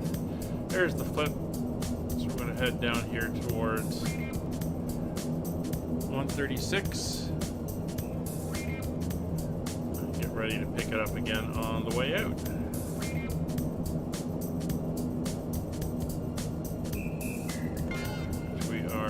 of doing.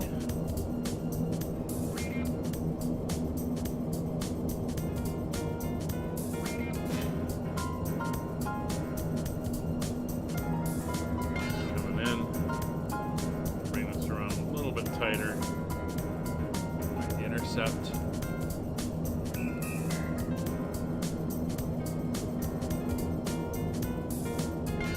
Lovely reflections there on the glass.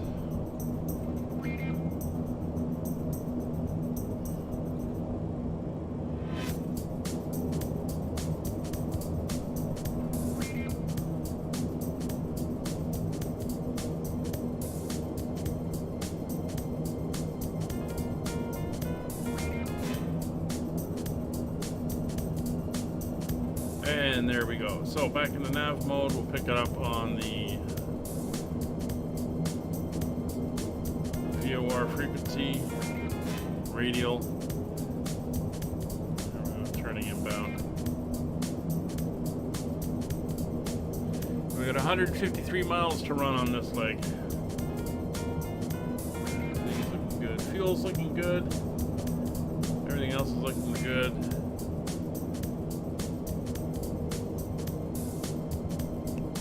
And we are set. So I'm going to go off mic for a minute. I'm going to go take a little bio break and make sure Molly's okay, and then I will be back.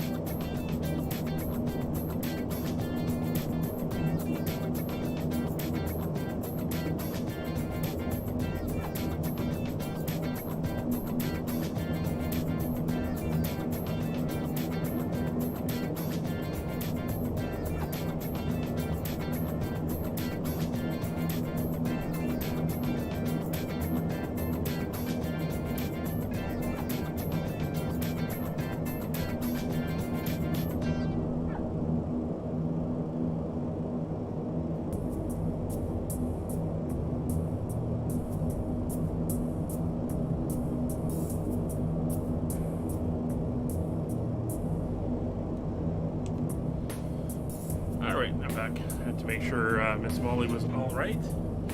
And looks like Denver controller's gone offline. So So I'm going to look up the CTAF for Cheyenne 1187. So we'll come down here and get that dialed in.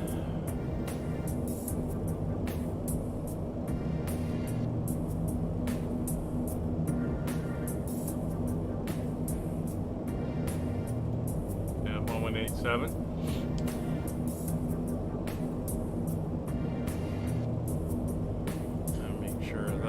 Ready to go.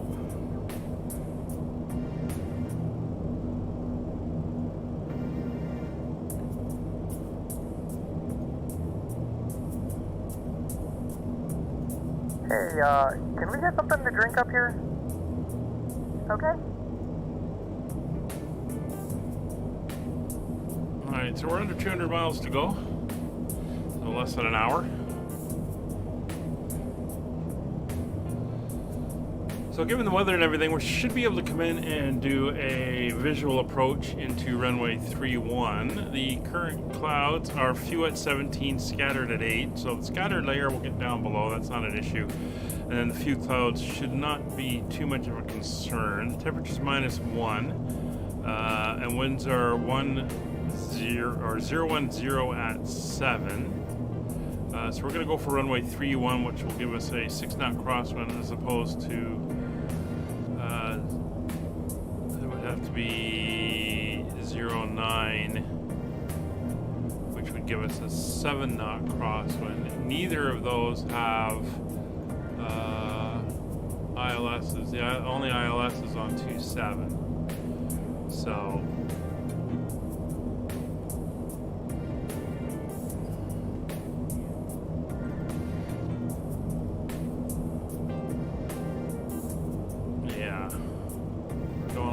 tailwind. So we should be able to do the visual. So what I'm going to do is, if I bring up the chart for the RNAV, it gives me some reference points.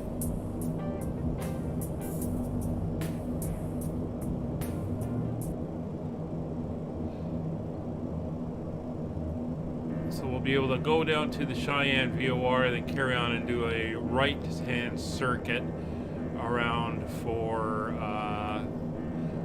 the visual, which is fine. It's one way of doing it, and using ILS charts as a visual aid for VFR flying. And we're picking up the next VOR, which is very nice.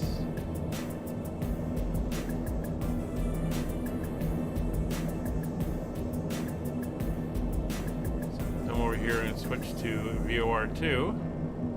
See, we're 139 miles. We're doing 216 knots, so it's nice for picking that up. So we can come in here, we can switch over.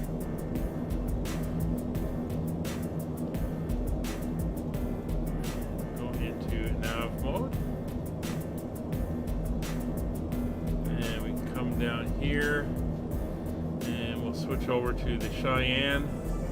We don't have an ILS frequencies, so that's fine. But there's going to be 11310. 11310 is set.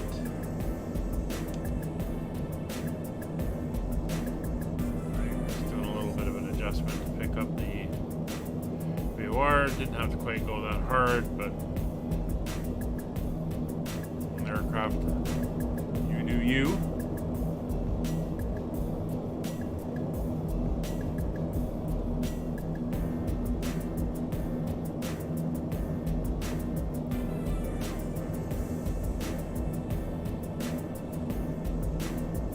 Alright, everything else is good. We're still on altitude capture. We're still at 17,000 feet.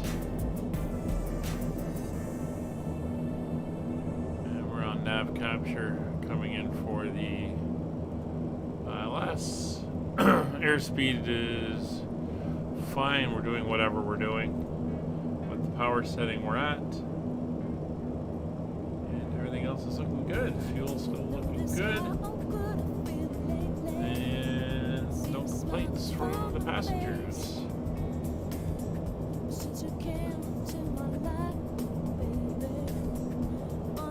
The cloud is not as bad as I thought it would be, which is nice to see.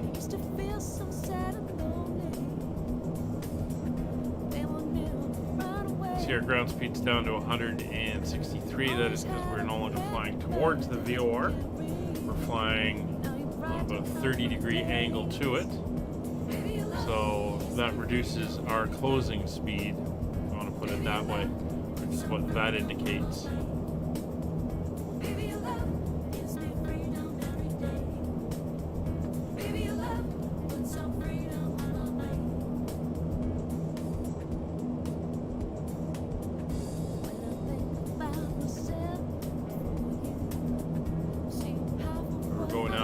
Heading mode.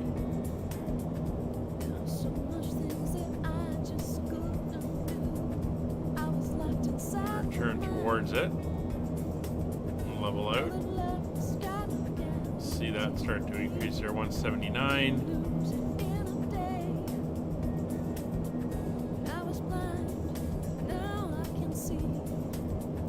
198. Our airspeed hasn't increased. It's just the fact that we're now closing direct or more directly towards it. It'll go up a little bit more once we actually close in that last little bit. And the way I'm going to do that is I'm just going to go like that, and then go nav, and then we'll fly into 134 radial.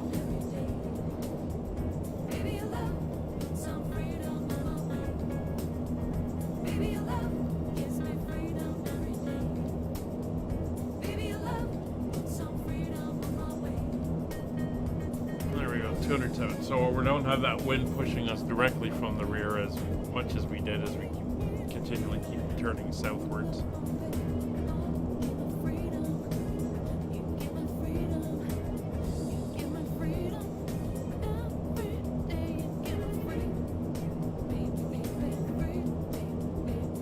We're basically going to hold this one until we get down. Once we make the turn at Medicine Bow, we are going to start our descent preps and get ready for that. We're going to be doing a visual pattern.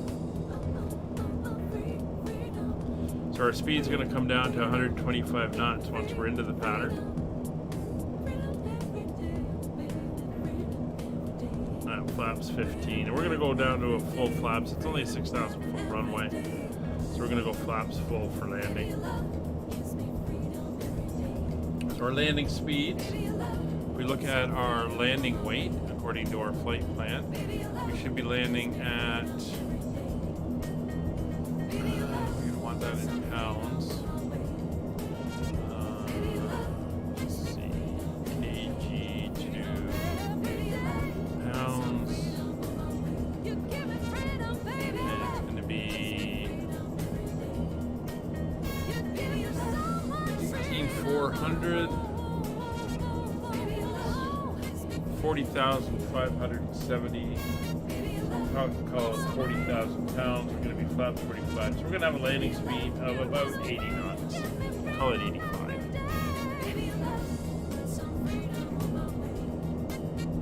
We're going to approach at about 90, land touchdown at 85, and then we'll use the reversers to help us. Manual brakes, no auto brakes in this thing. And no spoilers. Although we do have ground spoilers, so they'll come up once we're on the ground, but not until then. So nothing to help us slow down in our descent. All right, we're just about to cross into what would have been Denver airspace if they were still online. I thought they would be because you'd only been on for about an hour and a half. Guess not. 212 knots now that we're stable and set on the radial.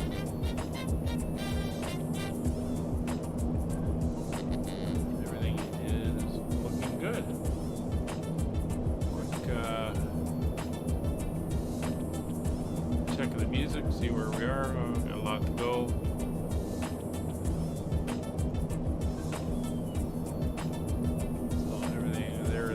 good.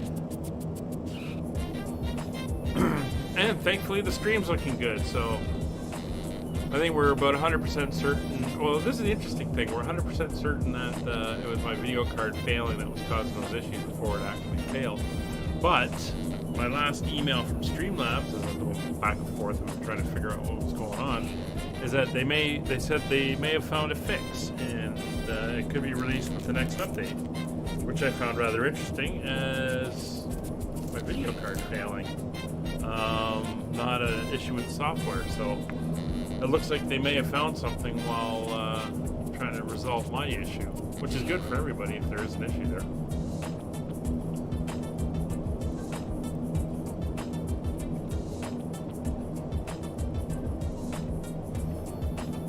But it was also, the interesting thing that had me a little confused until I found out a bit more about it was I was using the regular OBS to do my video recordings, and I was having issues with that too. So it wasn't just Streamlabs. So, and then somebody mentioned that it could be, if their video card is failing, then it could be causing issues, and then within a day or two, they failed completely, and I had to get it replaced. So. Rather interesting, but it was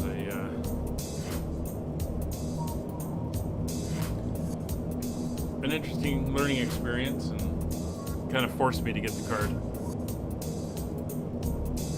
Alright, so who do we got flying in and out of Cheyenne? So there was an aircraft that left earlier, but it's only us going in there at the moment. Everything else is looking good. So we got that little bit of cloud. That cloud layer is coming in, and let's see where it is showing. So it is lower than us, as we can see. So 14,000 feet roughly is where we're going to start hitting it. It does get denser as we go lower, but then it clears up. So goes down to between 6,000 and 10,000 feet, and then it kind of dies out. So it's not too bad. Should go through it and then come out underneath the layer.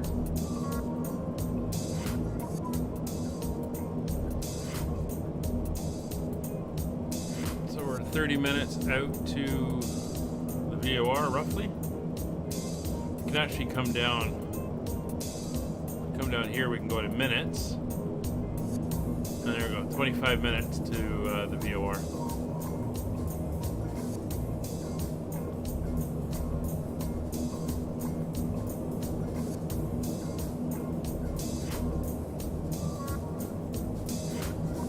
Leave him on knots, so we send him over to VOR 1. We got our ground speed over there of 211. Because we don't have a ground speed indicator in the aircraft. That is one way to get a rough one when we're flying straight to a VOR.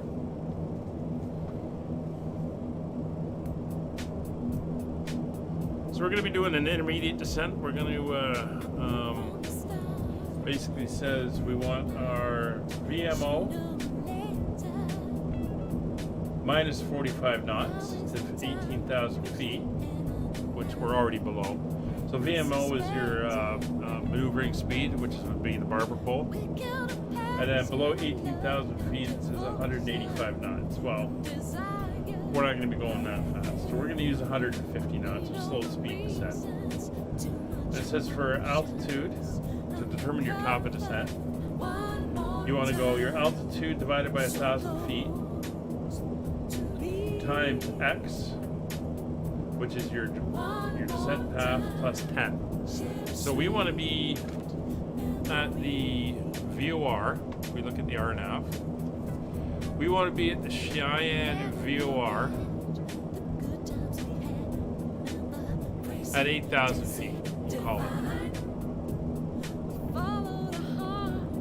That means we want to lose 9,000 feet.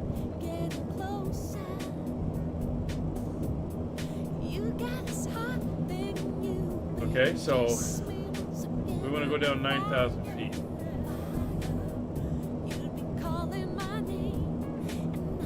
So we'll take our altitude as 9,000. That's because that's basically we want to go down to ground level. So 9,000 divided by 1,000 is 9. We want a 3-degree slope, so x will equal 3. So that's 9 times 3, right, which is 27. Plus 10 is 37. So 37 miles out from the Cheyenne VOR, we are going to begin our descent. And we're going to descend at a speed. We're going to set our descent speed for around 800 feet per minute. Now, if we're a little off, that's fine. We've got some distance to run out while we do our pattern. That's all good. We're not going to do the full RNAV distances, but we're good to do that. So, forgot what I said. 27, 37. So we'll call it 40 miles.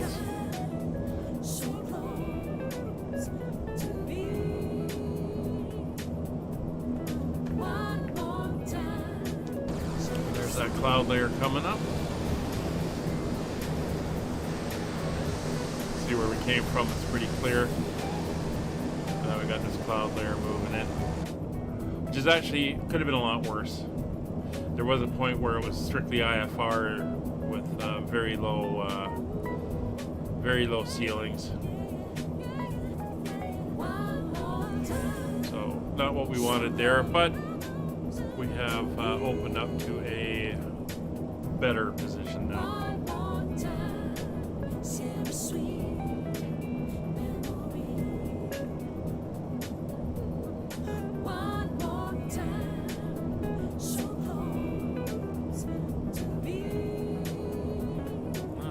There's an update at Cheyenne. Nope. It was 42 minutes ago. That's fine. Sunset is in 3 hours 25 minutes, so it's going to be a daylight landing. That is fine. So let's take a quick look at the airport. So we're going to be landing on 3-1.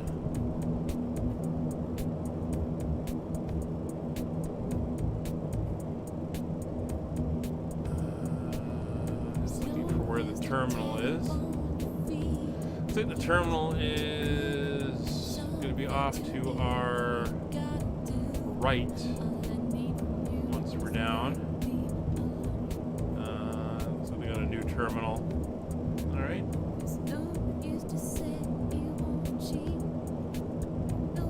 So while we're coming in, I'll give you a view of where we're headed. See us now. We're up here coming down. We just crossed over into the Denver airspace. We're flying this way down towards Medicine Bow, and then from Medicine Bow we're going to make a slight left and work our way down here to Cheyenne. There's Laramie over there to the Cheyenne VOR, and the airport is there. So if we look at the RNAV, we're aiming here for 8,000 feet, and we're basically going to fly the opposite of 3-1 from this point. We're going to come down and do a right-hand pattern and come around, and then we'll be landing here on runway 31. Probably get off somewhere around Echo Charlie here, and then we'll have to probably do a left turn down here on Alpha, and then go down Bravo, and there's the new terminal. It's right there. That is the plan. We'll see how that plays out. And again, on the chart here, you can see the clouds. A little bit heavier clouds. But when we get down to 10,000 feet, you can see the layer there. But at 6,000, it's kind of moving off, and then 2,000, it's gone. So we should be okay.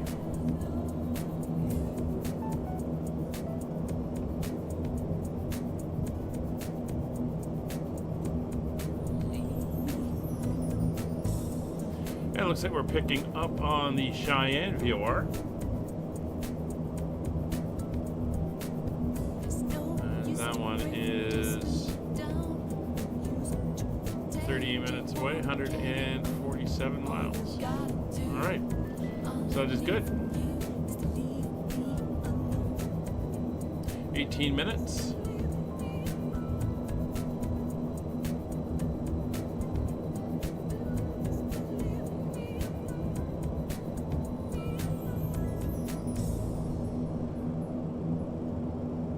So we are pretty much on time now. On PAX, the estimated time of arrival, or expected time of arrival, is 10,000 or 5,000 feet above ground, basically coming into the airport area. So we're pretty much on schedule.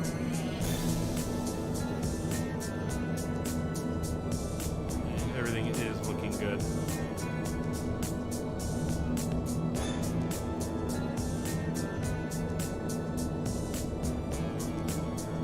So 127 miles to go on the overhead.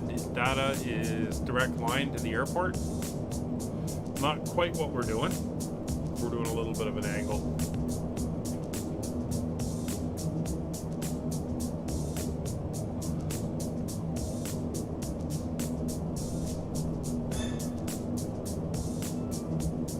Oh, really, at this point, I think we can go direct to Cheyenne. So let's go down here. Let's go into heading mode. We'll cut that corner.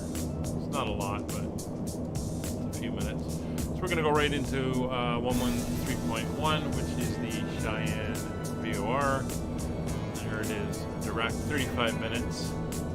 We will tune in the radial like so.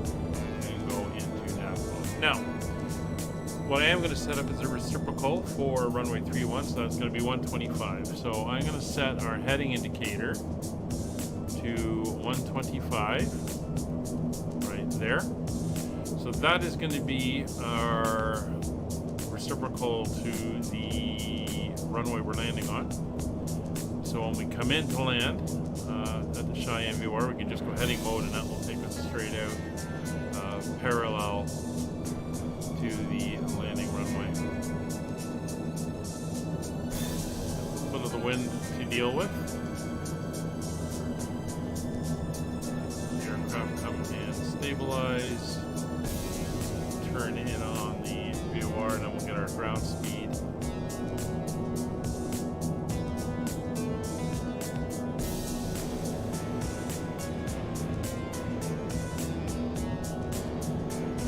A little bit of a wind pushing us crossways slightly.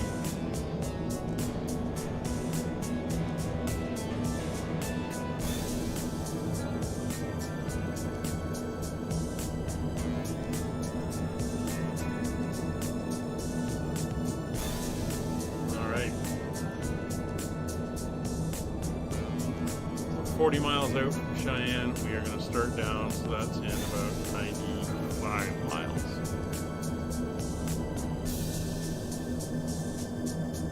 So the neat thing about these old aircraft is stuff happens a lot slower, as in our descents are closer, we're not as high and everything, but there's a lot more to do. A lot of manual stuff going on.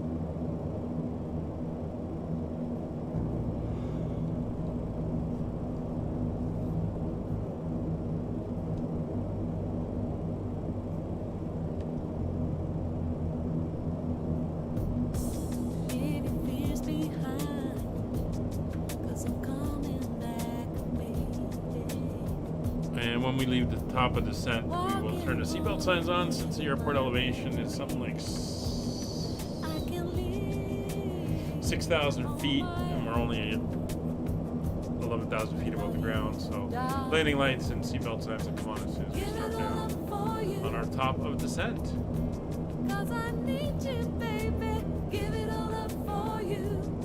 So full flaps and reversers, thin air, we'll need it to help us stop.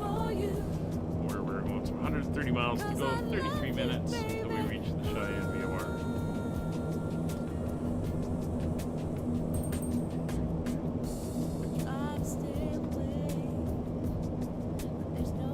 And we're going to hold speed of 150.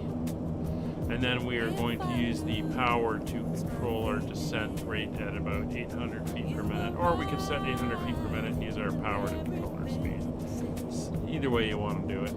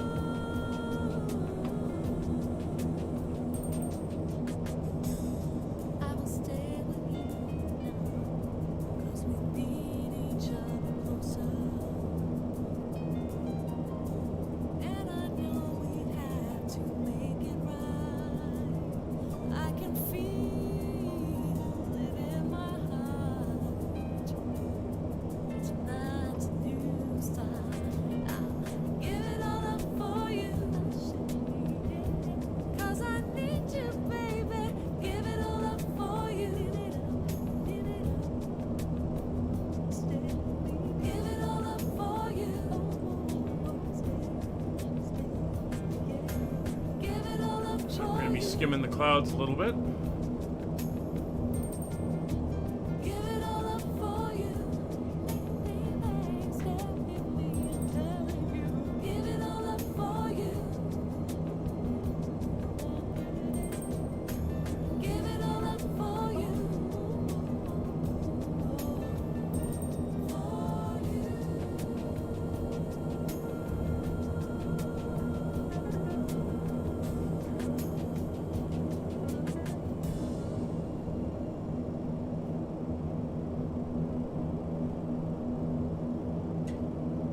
There are freezing warnings. Just looking at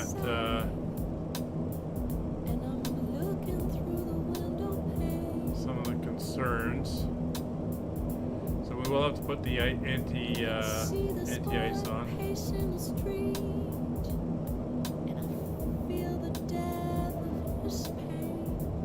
It is, where's my temperature? Minus 24 out right now.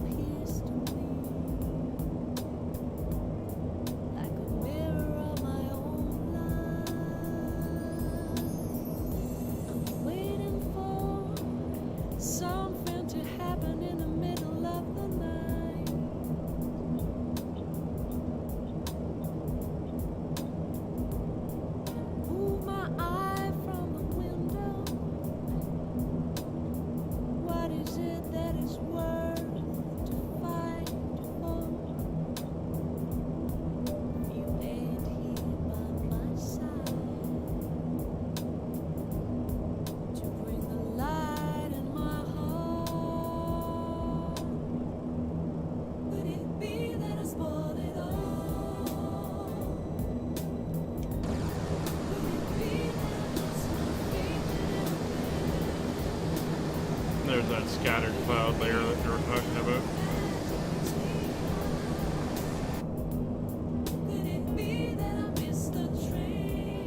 Fuel is all looking good.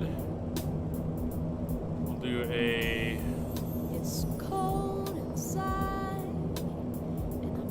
check.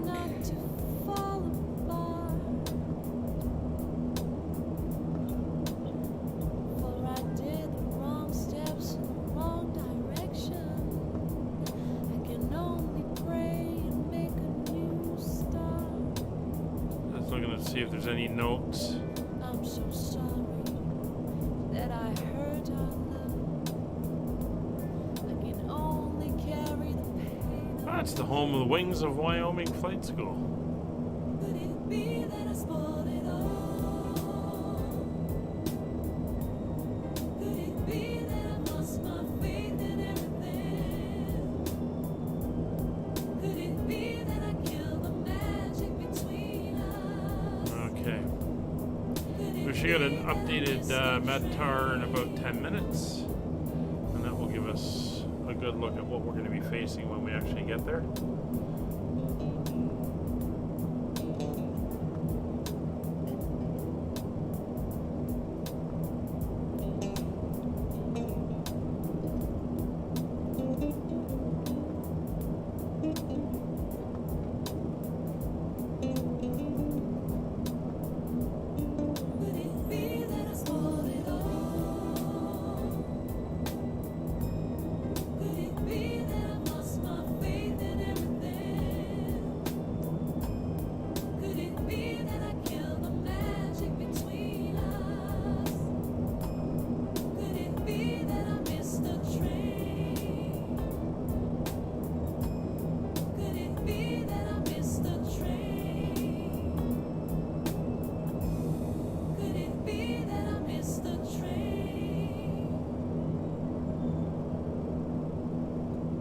will put the anti-ice on when we come into the clouds.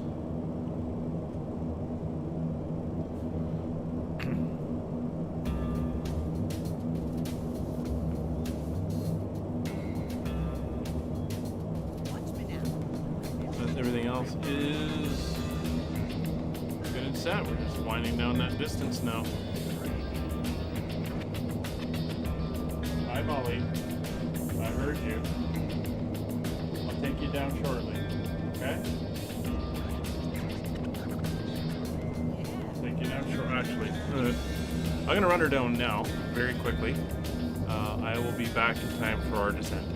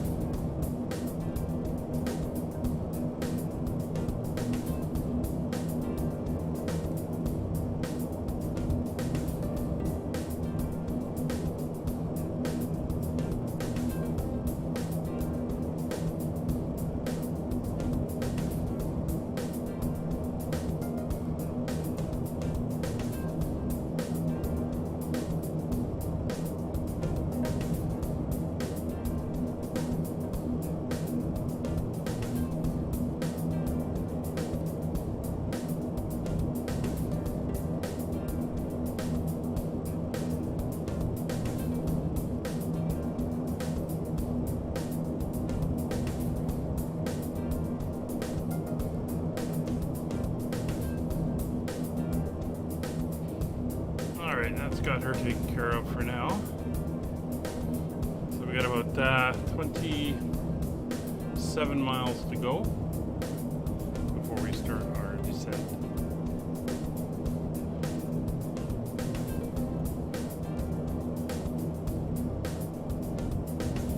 A couple lakes down here. Oh, there's one.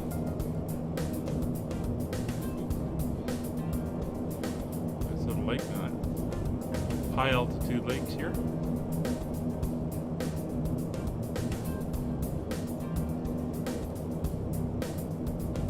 Get them on the other side.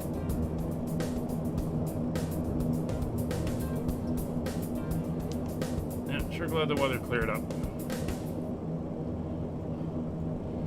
It says we're 16 minutes to the VOR.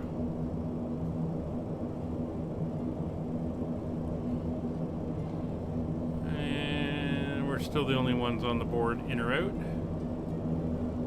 so that is good. We should get a new MEDAR any minute now. 22 miles to go.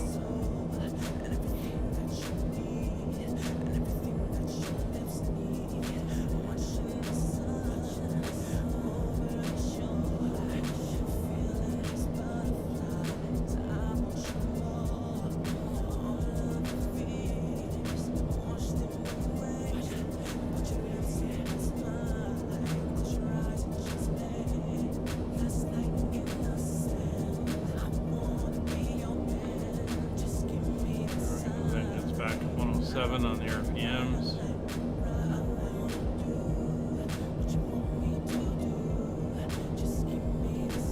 Miles, and then we'll start heading down. There's not a lot out here. A couple roads, a couple little towns, a lot of ranches.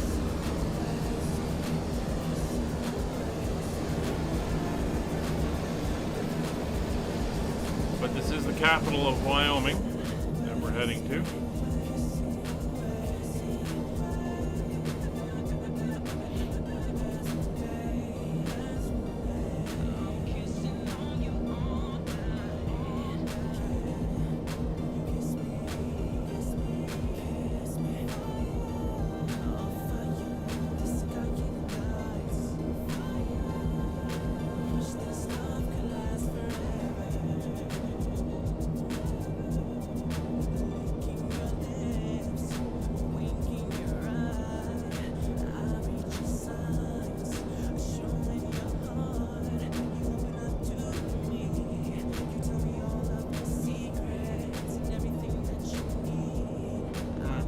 Miles.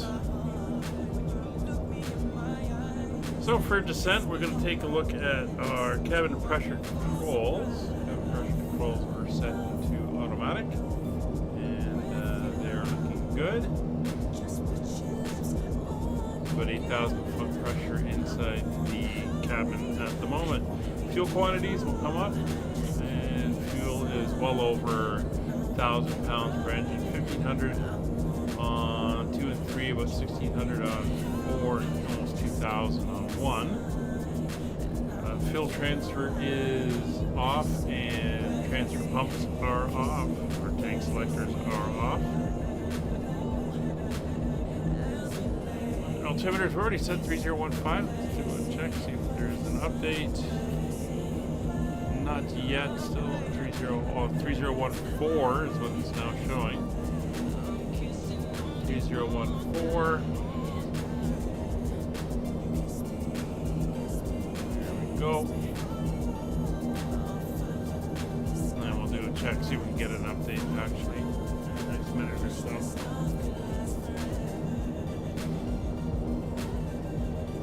Alright. 9 miles out. Before we head down, we'll get the seatbelt signs on for them in the back. So they can start getting the cabin secured and ready for landing. Ladies and gentlemen, the seatbelt sign is now turned on, so it is time to return to your seats and fasten your seatbelt.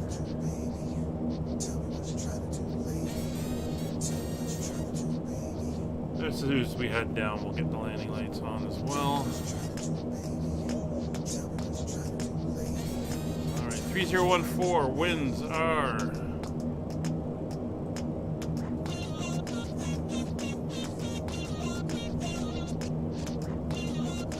Yeah, still gonna be runway 31. Winds are 010 at 8 knots, visibility is 10 miles, no ceiling. Basically, it says it's sky's clear. It's minus 1 degree. 3014 is the altimeters, and we'll keep those set. 3014. We're 4 miles to go.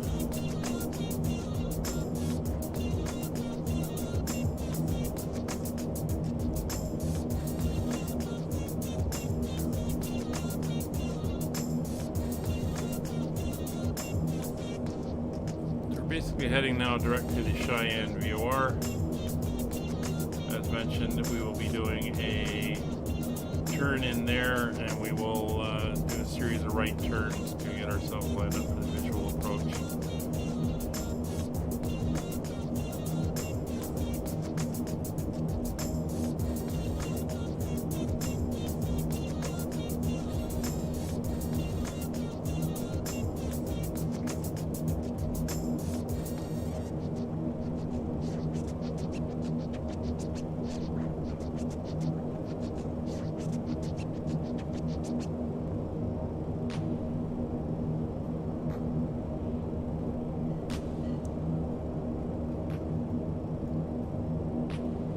There we go, we are 40 miles out. So we're going to turn the indicated airspeed off. I'll leave it there.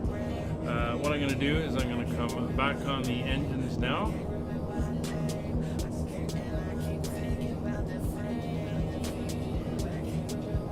Let the aircraft start slowing up.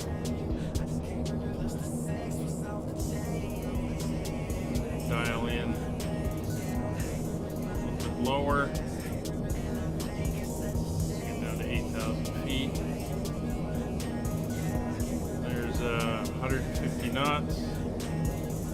There we go. And we're going to go to 8,000 feet. And we're going to use the power to hold about an 800 foot per minute descent. We have begun our final descent into your destination. Flight attendants will be passing through the cabin to collect any trash one final time. Please ensure tray tables are stowed and seats are in a full upright position. Please also store any carry-on items either in the seat back pocket or under the seat in front of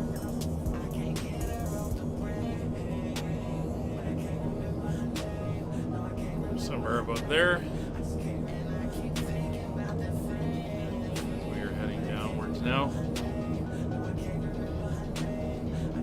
Still tracking in towards the Cheyenne VOR.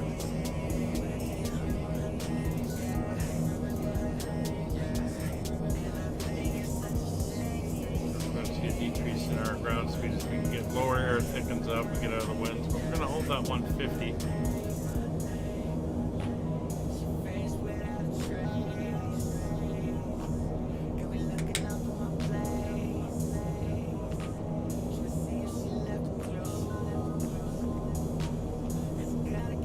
I want to make sure we try to keep pulling back the power to keep that 800 foot per minute descent going.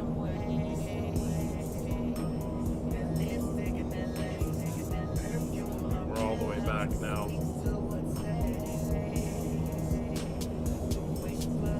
So we're basically in idle.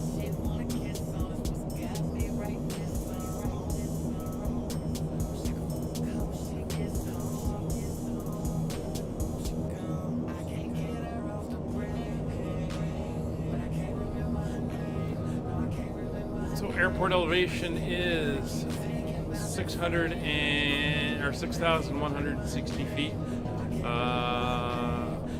If we want to set minimums, we can set them, say, since we're doing a visual, say 400 feet. Our indicator 400 feet.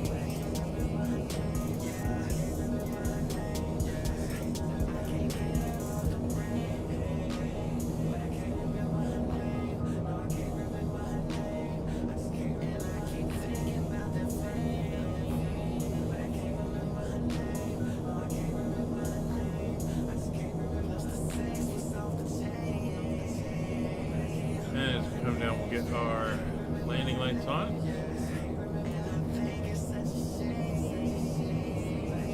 All the other lights are on. And we're good there.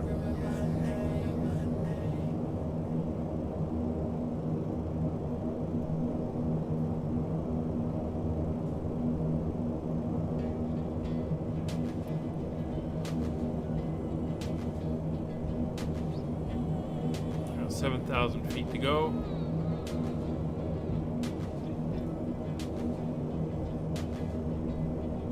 We do have some cloud coming up over the airfield.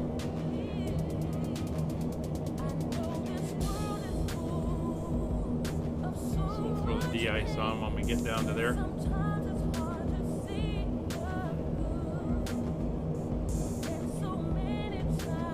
Get our altitude select on just so we capture at 8,000 as well.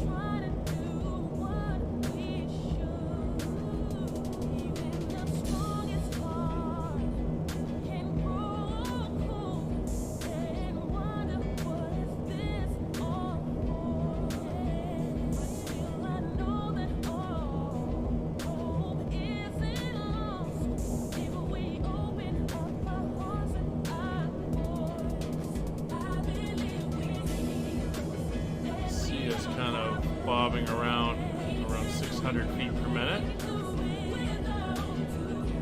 Oh, out of there. Come on. Don't go. No, you don't go here. You gotta go out soon. Molly's come in. Just looking for some attention. Okay. Looking for some attention. We'll go out for a walk when I'm done.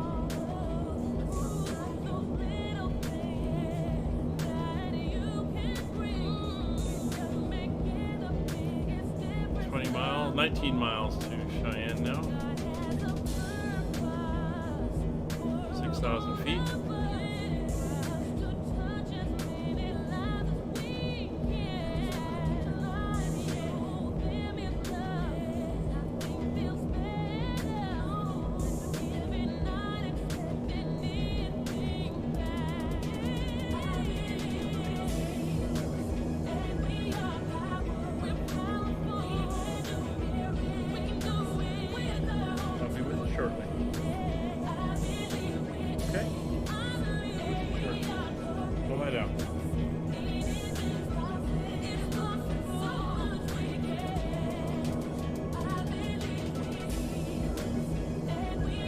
Final Metar check. I think we got the updated one. Yes, we did. 3014. Nope, Molly. No. Come on, out. Come on. I know, out. Get out of there. Can't sit at my pedals. There you go. Thank you. I'll be with you shortly. Bye there. Bye down there.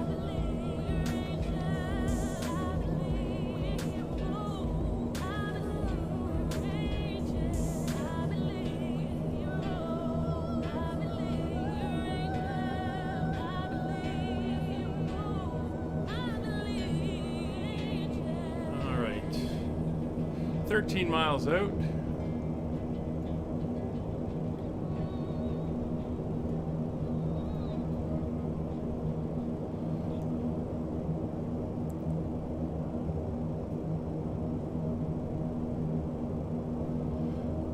Switch over to the CTAF now.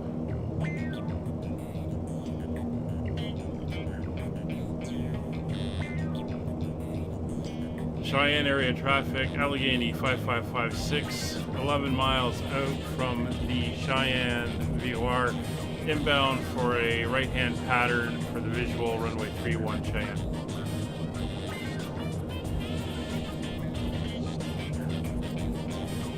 5,000 feet. 10 miles out. So cabin pressurization control is good. It's on automatic and everything is fine. Engine bleeds are all set to low. Auxiliary fuel pumps are on. Passenger sides are on. Everything in the back. Taxi lights are on, landing lights are on, altimeters are set, 3014 set, cross check, engine intake deflectors are retracted, we're landing on a hard surface, and condition levers now coming forward to max RPM. It's going to help with our rate of descent.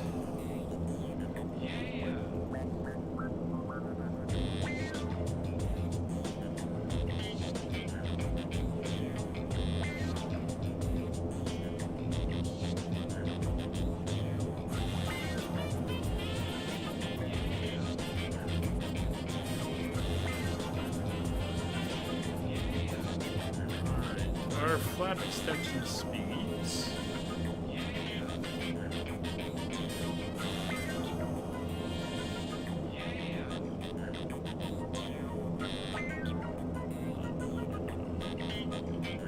Don't see anything there.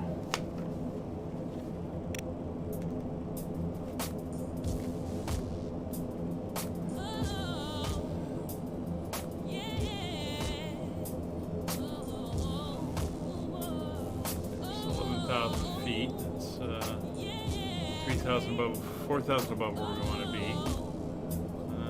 4 miles out. Into come off IAS mode, we're going to come down to 1,000 feet per minute. Vertical speed over there. Altitude down. 3 miles to go. 3,000 feet, that's not bad. We just do continual descent. Come around, airport's down here somewhere. Actually, I'm not going to worry about de-icing. Pretty clear with some of these holes we're going through, so should be alright. Speed's coming up a little bit.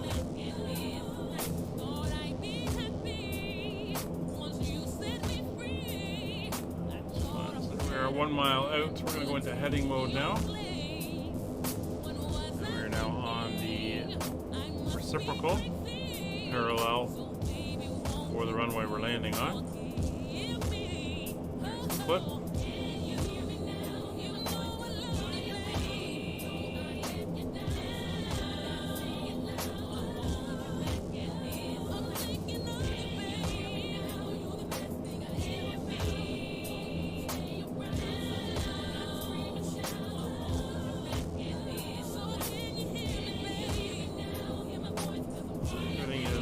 Good.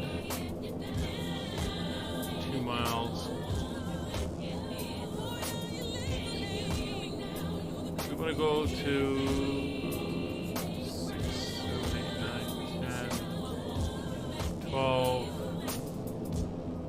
miles or so. Airport's over there. Probably come over and see it.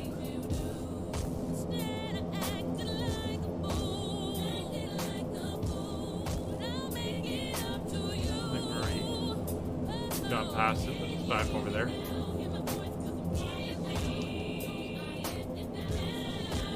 It's 9,000.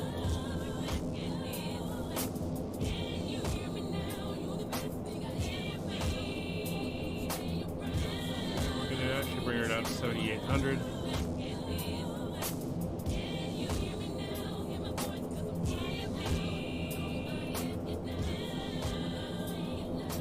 Hey, Liam.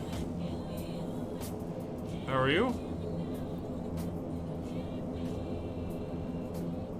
So we're going to go down parallel to Loris, which is the final approach fix, or the initial approach fix on the RNAV, but we're just going to use that as a distance. So we're going to come down now. We're coming up for 7,800. We're going to slow our speed down to 125, and we're going to come out to 15-degree flaps. I'm doing good. Thanks for asking.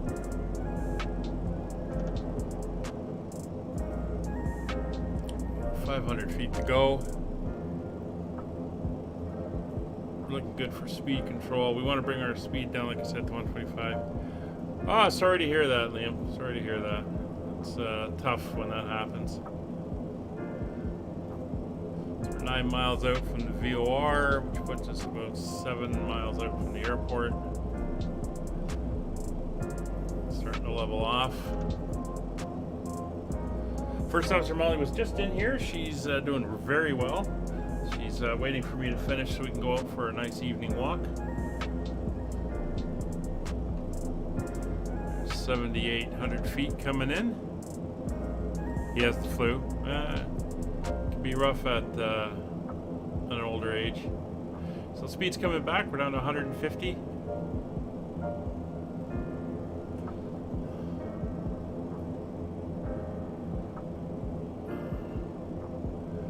we're gonna go 1 notch of flaps.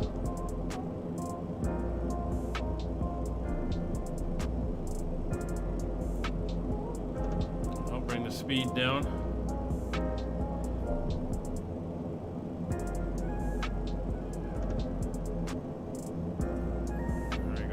Down nice. So we're gonna let her keep bleeding down to about 100.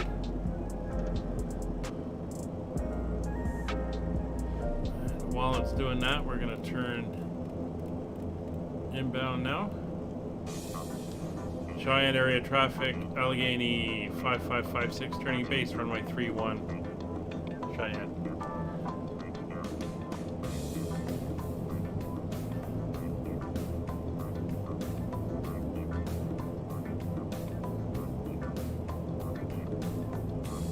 Flaps 25.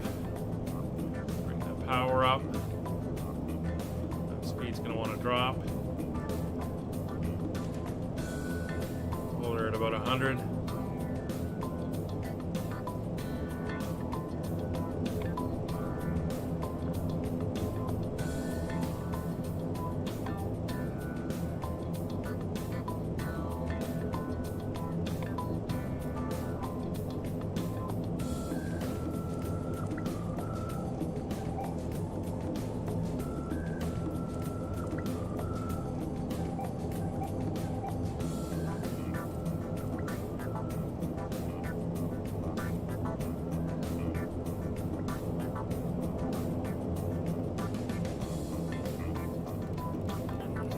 Turn now to about 300 degrees.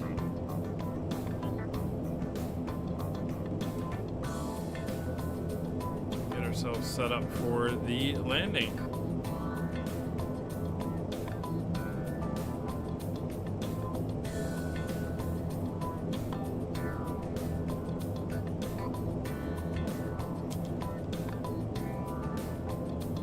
There's the airfield ahead of us.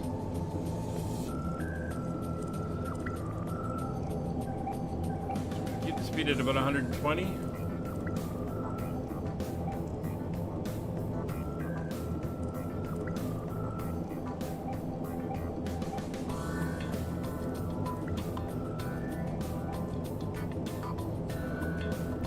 Do we have Walmart in Canada? Yes, we do.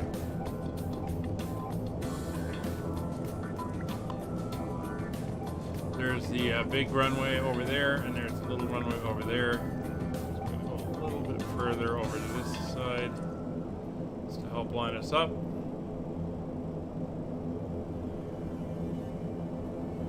Bring the power back. Maintain about 125.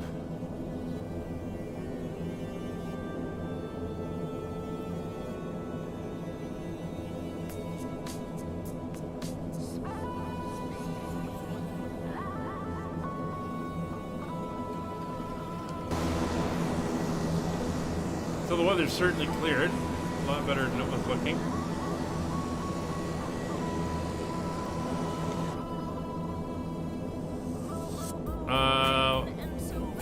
Walmart owns Asda? Oh, I did not know that. I've been to Asda's.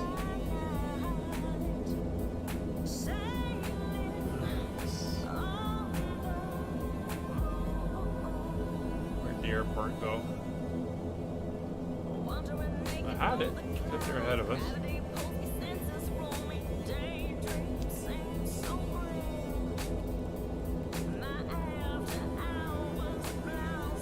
Oh, there it is.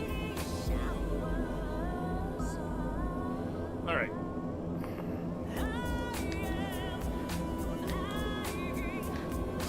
Autopilot is off. I have control. Try to maintain our altitude a little bit. Tends to wallow, so I'll try to take over now. Prefer Tesco. I usually go to Sainsbury's or M&S, Marks and Spencer's. All right, so there's the airports right there. We're coming in. All right, gear down. Back on the power. We're going to be doing, like I said, a full 45-degree flaps landing and landing at about 85, 90. Bring her back.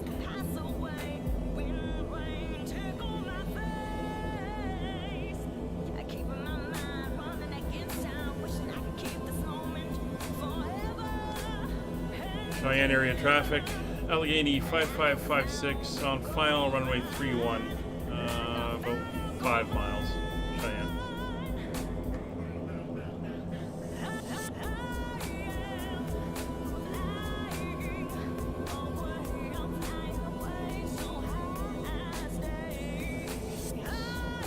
Watch our altitude.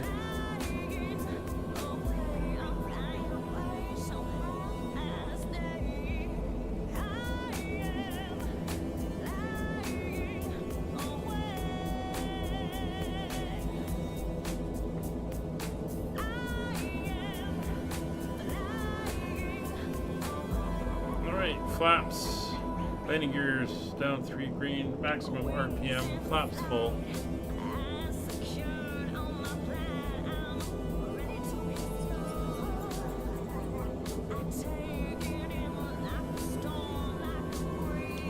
Quick outside check. Yeah, looking good. A bit low. Now we're up. Around 90 as we approach.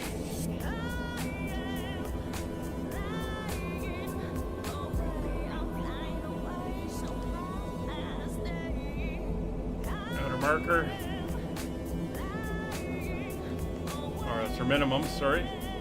400 feet. We're going to continue. Dragging it a little bit. That's fine. Went pretty far out because we're a little high. Slightly displaced threshold because of the trees.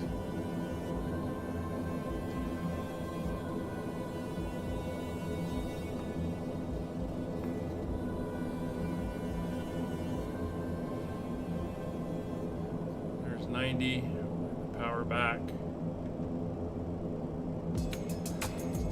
a little bit.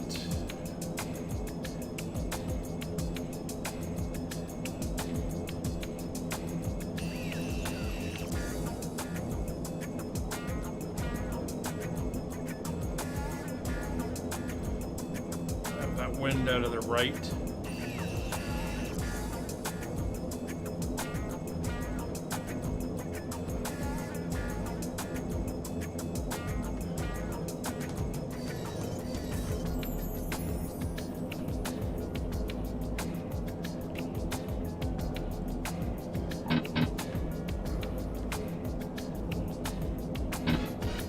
Nose down. Props are in reverse, brakes are on.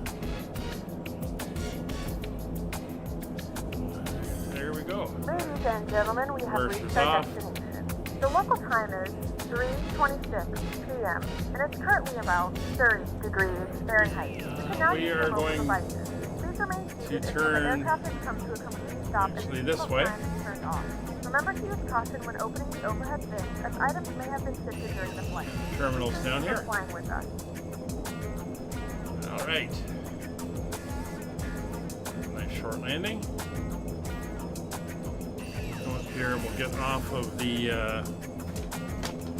pad here.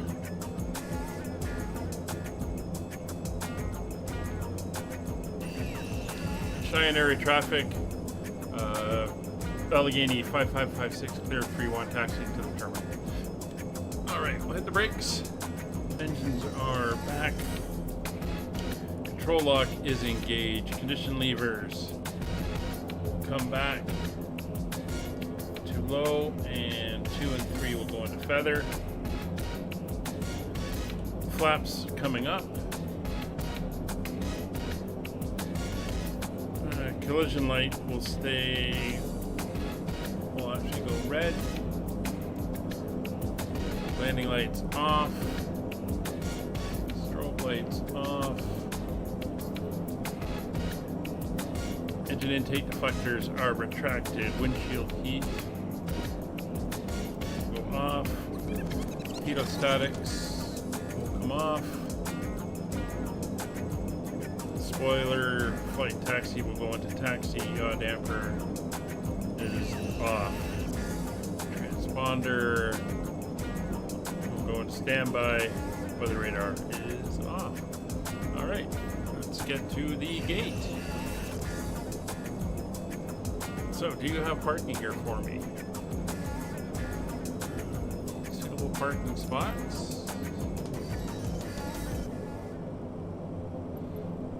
It's military, and it's up in the north end. Let's go. Let's go. Let's go. Let's go. Let's go. Apparently not. Okay. Let's go. Let's go. Let's go. So down here is apparently the new terminal. I wonder if they modeled it. We'll find out. Higher together. It's a long road, traveling alone. But the more hands we hold, the more we'll grow. Oh, they got a building.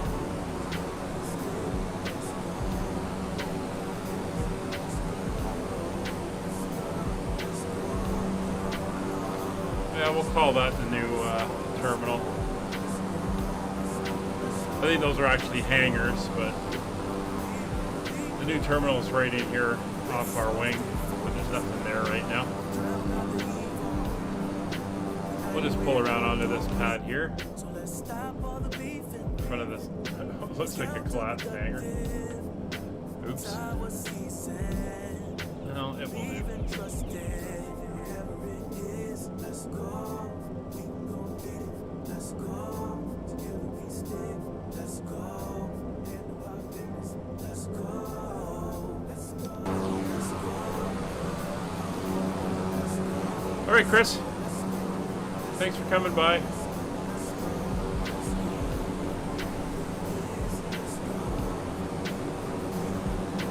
Be interesting to see if there's actual scenery for this place. So I'll check and see for next time. And there we go. We're just going to park her up over here. And we can take care of the shutdown. So let's get the brakes are set. Taxi light is off. Power levers. We'll go to flight idle.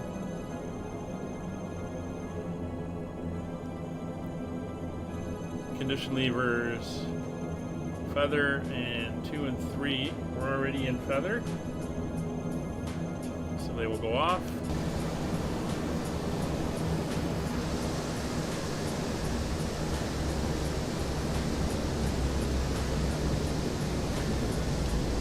And we'll shut down the 1 and 4 as well. While that's coming down, the DMEs will go off.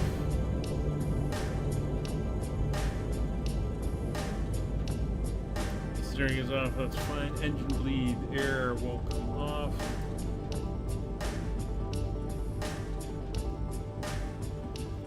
Anti-collision light off, position lights off. Passenger signs off.